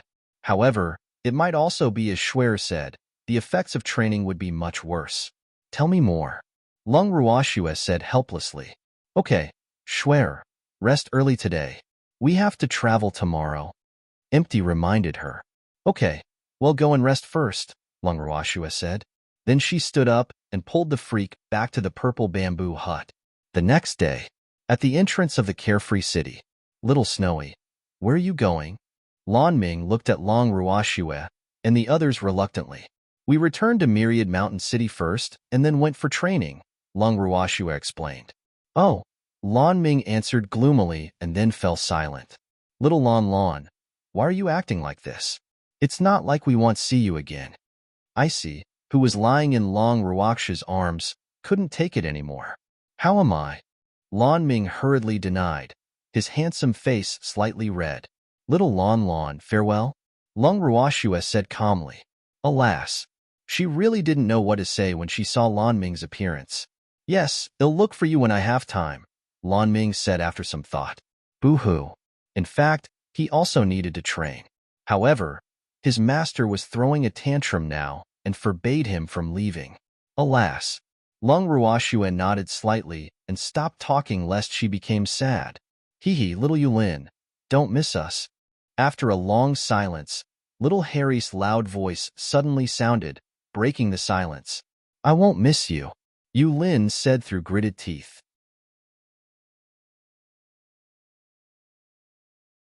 Boo-hoo. He was too ashamed to face anyone now because many people had seen him when he was carried back by little Harry yesterday. Now, everyone was looking at him strangely, making him uncomfortable all over. But we will miss you, especially your bouncy little butt, little Harry said with a wretched smile. Damn it, stop having ideas about my butt, Yulin said fiercely. So what if I hit you? Come and bite me. Little Harry provoked and winked at Yulin. Yulin took a deep breath and composed himself. He decided to ignore the two hooligans. Alas, they were from different channels and couldn't communicate. Everyone present couldn't help turning their heads to snicker after hearing their conversation. Of course, this was all to give Yulin some face. Lass, it's getting late. Leave quickly. Yulin flew into a rage out of humiliation and began to chase them away. He didn't want to see these people for the time being. Boo-hoo, because it would remind him of the sad incident yesterday. It's still early. There's no hurry. Lung Ruoxue smiled evilly and pretended to be stupid. It's getting late. Let's go quickly. Otherwise, you will be sleeping outdoors tonight, Yulin urged. Alas, seems like we're unwelcome people. In that case, let's go. Lung Ruoxue sighed and said to everyone aggrievedly. Miss, let's go then. Little Harry transformed into a bear with Big Harry and jumped onto the little peacock's back first. Then it reluctantly turned to look at Yulin. Okay, let's go. Lung Ruoxue sat on the little peacock's back after speaking. Master, let's go. The little peacock said to Lung Ruoxue, seeing that everyone had already sat down. Okay. Lung Ruoxue nodded. The little peacock flapped its wings gently and slowly flew into the sky until it became a small black that disappeared from Lan Ming and Yulin's sight. Little Yulin, we will come back for you. Don't forget us. Lan Ming and Yulin were about to turn around and walk back when little Harry's loud voice sounded from the sky, scaring Yulin to the ground. Master, are you okay? Lan Ming hurriedly went forward to help his master up and couldn't help but sigh in his heart. Alas, Two Cents' power was really great. It seemed like they had already caused serious mental trauma to his master. Poor master. It's okay, little Minger. Let's go back to the Mystic Association headquarters quickly. Oh right, quickly send a notice after we go back that bears of any breed are prohibited from entering this city. People in Carefree City are also not allowed to talk about topics related to bears. They are not even allowed to mention the word bear. Otherwise, they will be expelled from the city. Yulin ordered directly. He really didn't want to see any bears anymore. He didn't even want to hear the word bear anymore. Master, this isn't too good, right? What about Big Harry and Little Harry? They belong to little Snowy.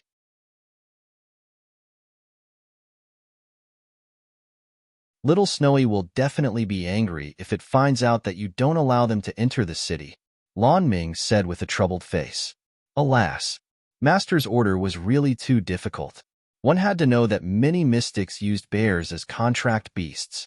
By not letting bears enter the city, I mean not letting them wander outside. Those with masters have to stay in the spirit beast space, Yulin explained. He just didn't want to see nor hear about bears. It wasn't that he didn't allow bears with masters to enter the city. You're tuning in to the Romance Rendezvous YouTube channel. We're so grateful for your support, and don't forget to subscribe to join us on this incredible journey through captivating stories. Your generosity through donations truly makes a world of difference, as it's the primary source of revenue that allows me to expand and enhance this channel for you. Thank you from the bottom of my heart for being a part of this adventure.